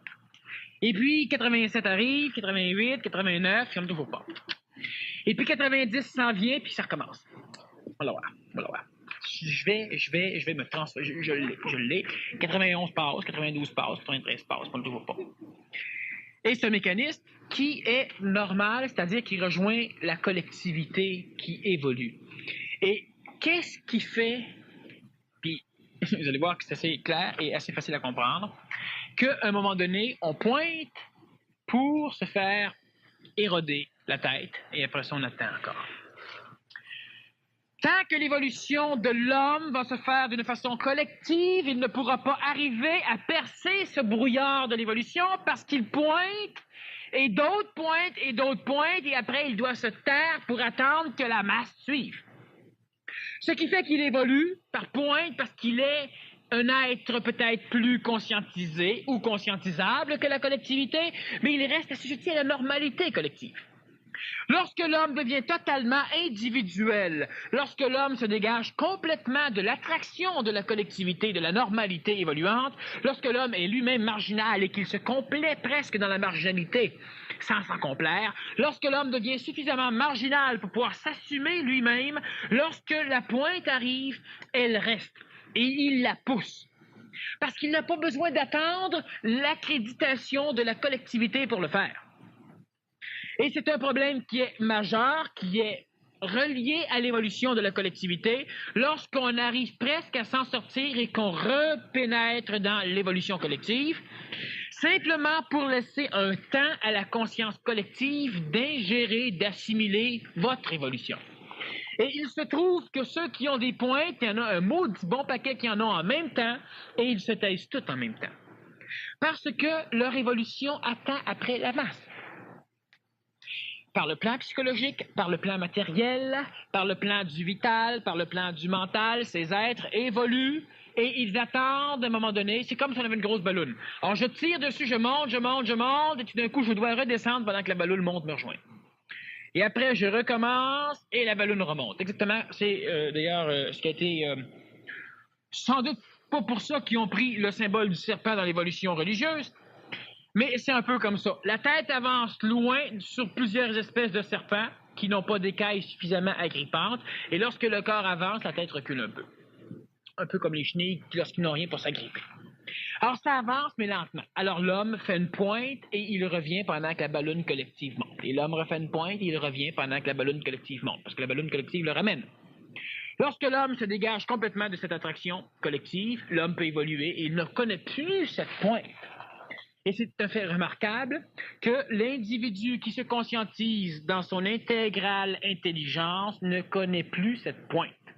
Et lorsque l'homme a encore l'impression que cela vient, c'est qu'il est encore assujetti à une évolution collective. Peut-être de plus en plus limitée, regroupée, mais il reste assujetti. Et lorsque l'homme ne sent plus cette pointe et que l'homme voit des transformations sur lui, l'homme est suffisamment individualisé pour que la balloune soit réduite à un strict minimum ou encore pour qu'elle ait éclaté. Et là, lorsqu'elle éclate, l'homme le sait. Alors, donc, c'est simplement parce que l'homme évolue dans une conscience collective, même s'il ne l'a pas intégré consciemment, que l'homme monte et que l'homme descend, que l'homme monte et que l'homme descend. Lorsqu'on est au bord du gouffre, comme tu disais, où aller puiser l'énergie nécessaire pour ne pas y sombrer? Vous savez que certaines choses, lorsqu'on les fait facilement, c'est facile. Et lorsque l'on répond de cette facilité, cela paraît trop facile pour les individus qui recherchent la réponse et qui ne peuvent pas expérimenter ce mécanisme pour l'instant. L'énergie, on la prend chez soi. Et l'énergie nécessaire à la création du gouffre psychologique, si on la récupère, elle est nécessaire pour créer un escalier et nous faire monter. Alors, en même temps, le gouffre disparaît et en même temps, l'homme apprend. Où prendre l'énergie? Vous l'avez, mais vous l'avez investi dans la création de conflits psychologiques, de guerres psychologiques, de gouffres. Alors, au fur et à mesure que le gouffre disparaît, l'énergie revient. C'est normal, votre énergie, elle était le soutien de ce gouffre. Alors, on ne va pas chercher une énergie ailleurs qui vient détruire le gouffre ou qui vient créer un pont par-dessus le gouffre, parce que le gouffre resterait. Et on ne peut pas aller chercher d'énergie. Lorsque moi, de temps en temps, cela peut m'arriver, lorsque je m'oublie ou je vois un gouffre, ça ne m'arrive plus depuis longtemps, mais lorsque cela m'arrivait, j'observe le gouffre et j'observe tellement bien le gouffre que je vois tellement que le gouffre n'existe que dans ma psychologie, n'existe que dedans mon vouloir qu'il n'y ait pas de gouffre. N'existe que dedans mon vouloir comprendre et cesser de ne plus comprendre. N'existe que dedans ce genre de vouloir. Et le gouffre apparaît que lorsque je cesse de vouloir, la moitié du gouffre disparaît. Et lorsque je cesse un autre vouloir, il n'y a plus de gouffre. Parce que qu'est-ce que c'est le gouffre?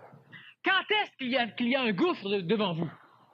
Lorsque vous désirez aller l'autre côté du gouffre. Seulement. Les murs ici existent, les murs. Mais ils ne vous embêtent pas. Parce que vous ne voulez pas traverser les murs. Mais commencez, essayez de traverser les murs et vous allez voir comment vous embêter. Ils vont même vous marquer. Et plus vous allez vouloir vous entêter à traverser les murs, plus cela va vous marquer. Jusqu'à un moment donné où peut-être vous allez traverser le mur. Dans quel état? C'est autre chose, peut-être, avec la souffrance matérielle qui est reliée aux lois régissant les murs. Le gouffre n'existe pas. C'est-à-dire que le mur n'existe pas. Les murs ici n'ont jamais existé pour vous. Vous avez peut-être observé le mur, mais ils n'ont jamais eu de consistance réelle, ces murs. Le plancher non plus n'a pas de consistance réelle. Quand est-ce qu'un plancher a une consistance réelle? C'est lorsqu'il s'effondre sous vos pieds, lorsqu'il y a un gouffre, ou encore lorsque c'est de l'eau, lorsque vous ne savez pas nager. Lorsque, dans votre psychologie, on parle de gouffre psychologique, évidemment, lorsque vous avez le désir de quelque chose au bord, il y a un gouffre. Et lorsqu'on n'a plus le désir, il n'y a plus de gouffre. Et l'énergie qui sert à énergiser ce gouffre se transforme en énergie qui vous sert à évoluer, à prendre conscience, à vous améliorer. Donc l'évolution, c'est ça. Alors donc, où prendre l'énergie? Dans le gouffre. En prenant l'énergie dans le gouffre, on démolit le gouffre. Alors, lorsque vous aurez un gouffre psychologique, observez bien pourquoi ce gouffre psychologique a une importance psychologique pour vos désirs psychologiques. Et lorsque vous allez dire, ben oui, mais c'est parce que je veux absolument avoir un auto, ce qui fait que j'ai pas de char, je me sens mal. Cesse de vouloir avoir un char, tu cessé de vouloir en avoir un, tu cessé de te sentir mal. Tu voyageras pas plus vite en auto. Mais il y aura plus de gouffre psychologique. Et l'énergie récupérée pourra peut-être t'arranger, te permettre d'avoir un véhicule. Mais observez bien vos gouffres psychologiques, vos ennuis, vos dépressions, vos déceptions, et toutes ces choses-là n'existent dans votre psychologie que parce que vous voulez aller l'autre bord. Et il y a toujours des portes. C'est pas nécessaire de passer à travers le mur. Toujours des portes. Une question qui s'adresse au maître. Te sens-tu esclave de ton savoir, de ta fusion, entre parenthèses, avec un point d'exclamation derrière? D'où tiens-tu ton extra-lucidité? Quand t'es-tu rendu compte que tu étais comme ça? Comme je me suis rendu compte quand je me promenais la nuit puis je flashais.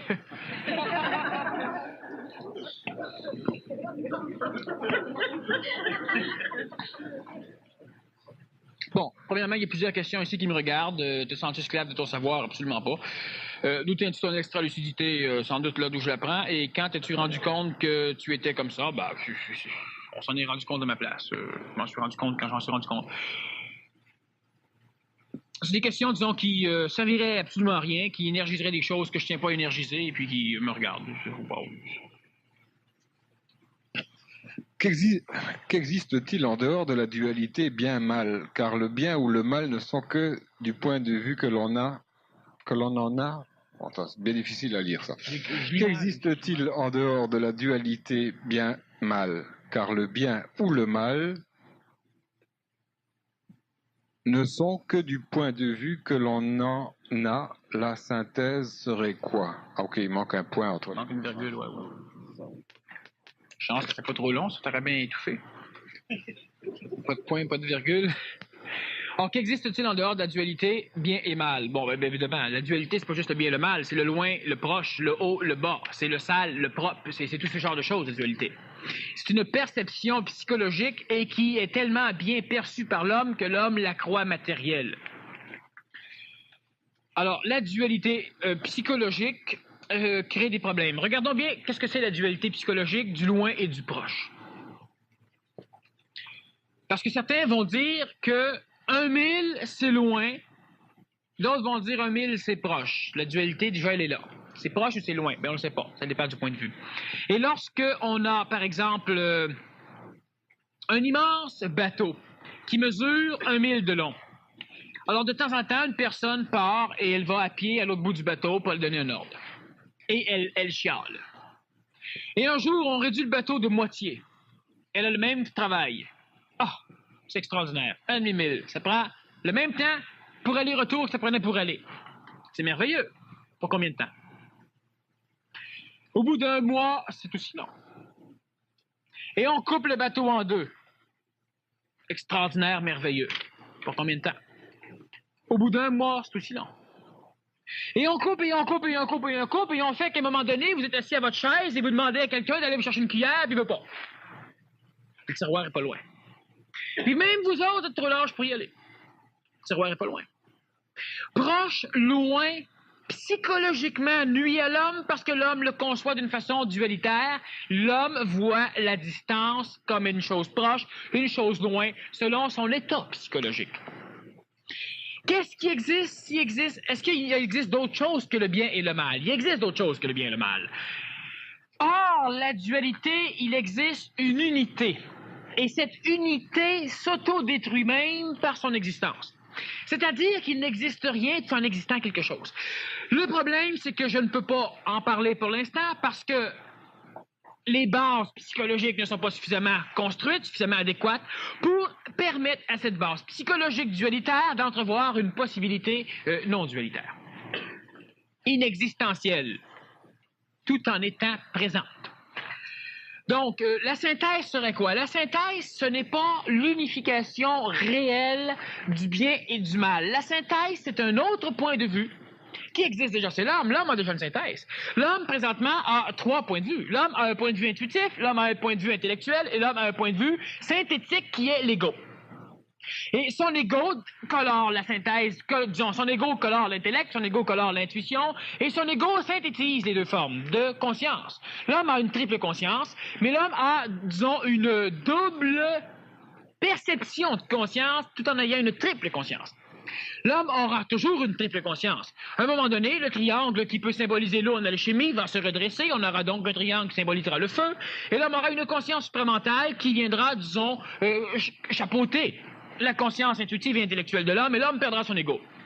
Mais ce mécanisme présent chez l'homme, l'ego, la conscience intellectuelle, la conscience intuitive, ne peut pas permettre à l'homme de comprendre un mécanisme existentiel réalitaire, non dualitaire. Et lorsque nous parlons de dualité, nous abordons évidemment le contexte pluralitaire. Cela fait partie de la dualité qui est explorée par l'ego. Alors, il y a le mal, il y a le bien, il y a le bien-mal, le mal-bien, un peu moins bien, un peu plus mal, enfin, il y a tout le schéma, disons, de coloration entre le bien et le mal. C'est la pluralité qui est intégralement reliée à la dualité. Lorsque l'homme aura cette conscience supramentale, lorsque l'homme aura réussi à faire renverser, mais évidemment, on parle de renverser, c'est pas un mécanisme, il ne faut pas un levier pour ça. Lorsque l'homme aura perdu sa conscience égoïque pour développer cette conscience supramentale, cette troisième forme de vision, lorsque l'homme aura cette conscience supramentale connaîtra la non-dualité planétaire tout en continuant à travailler avec cette dualité. Alors, disons que présentement, l'homme a une trialité réelle qu'il vit, qu'il intègre, mais l'homme va découvrir qu'il existe une autre trialité qui est capable d'accepter d'une façon plus harmonieuse et moins synthétique la dualité intuitive et intellectuelle de l'homme. L'homme vit avec le bien et le mal parce que l'homme intellectualise des mécanismes et l'homme perçoit des mécanismes. De ce fait, l'homme a une vision polarisée, une vision dualitaire du monde dans lequel il vit, une vision intuitive qui lui dit « je crois que c'est ça », et une vision intellectuelle qui lui dit « oui, c'est ça » ou « non, c'est pas ça ». Et la liaison entre les deux va être faite par l'ego qui va dire « je vois que c'est ça, mais je préfère que ce soit ça ». C'est l'intuition qui prend le dessus. Ou encore, lorsqu'il a une intuition réelle et qu'il a un intellect trop développé, l'ego va faire plus confiance à sa faculté intellectuelle, à cette conscience intellectuelle, et il va être plus intellectuel. Mais l'homme a une trialité.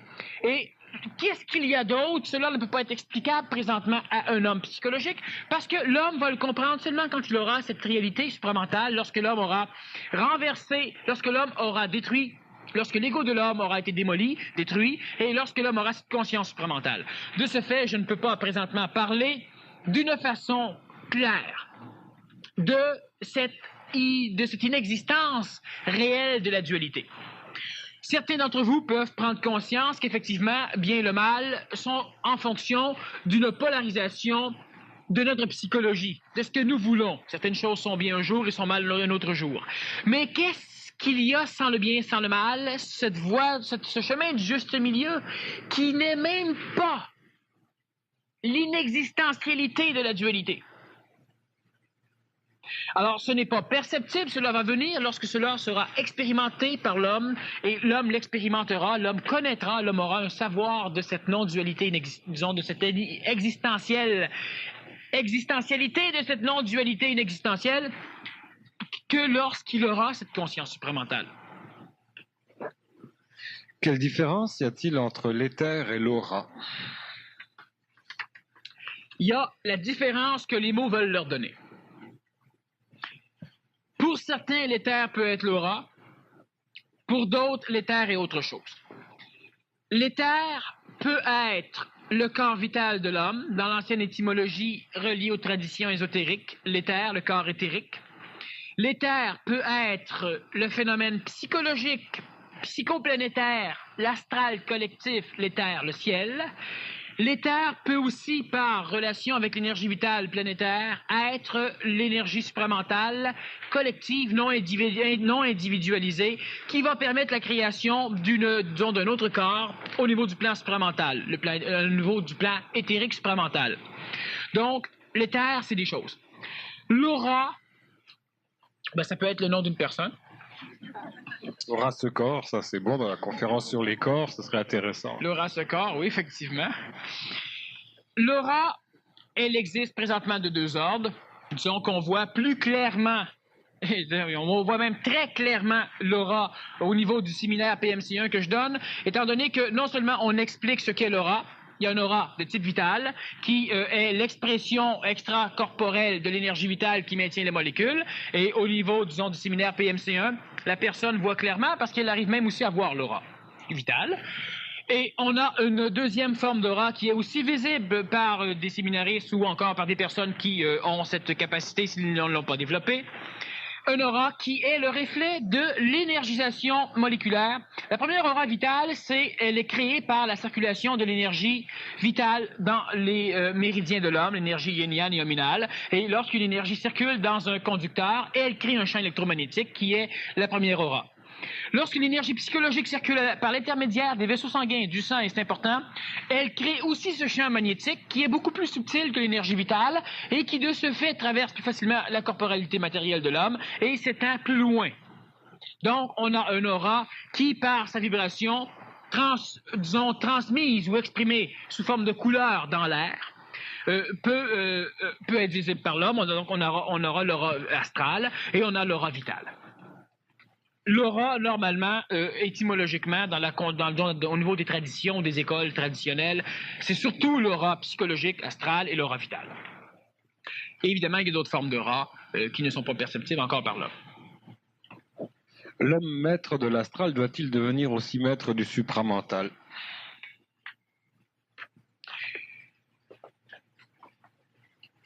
Qu'est-ce que c'est l'homme maître? L'homme maître, c'est lorsque l'homme a la connaissance instantanée d'un mécanisme qui crée un événement et de la réponse de l'événement à ce mécanisme. Cela veut dire que l'homme maître a la connaissance globale, instantanée et complète de tout ce qui crée un événement, de tout ce qui sous-tend l'événement, de tout ce qui permet l'événement et de la réaction finale de cet événement, de ce que celui-ci va susciter.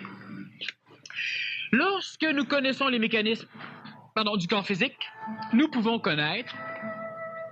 savoir que telle alimentation nuit, que telle chose nuit, que lorsque une balle de baseball se dirige à toute vitesse vers votre nez, que cela va nuire et automatiquement, si on peut, on se tasse. Sinon, psychologiquement, on reste figé dedans en criant, puis on crie encore plus fort quand le résultat est accompli. Bon.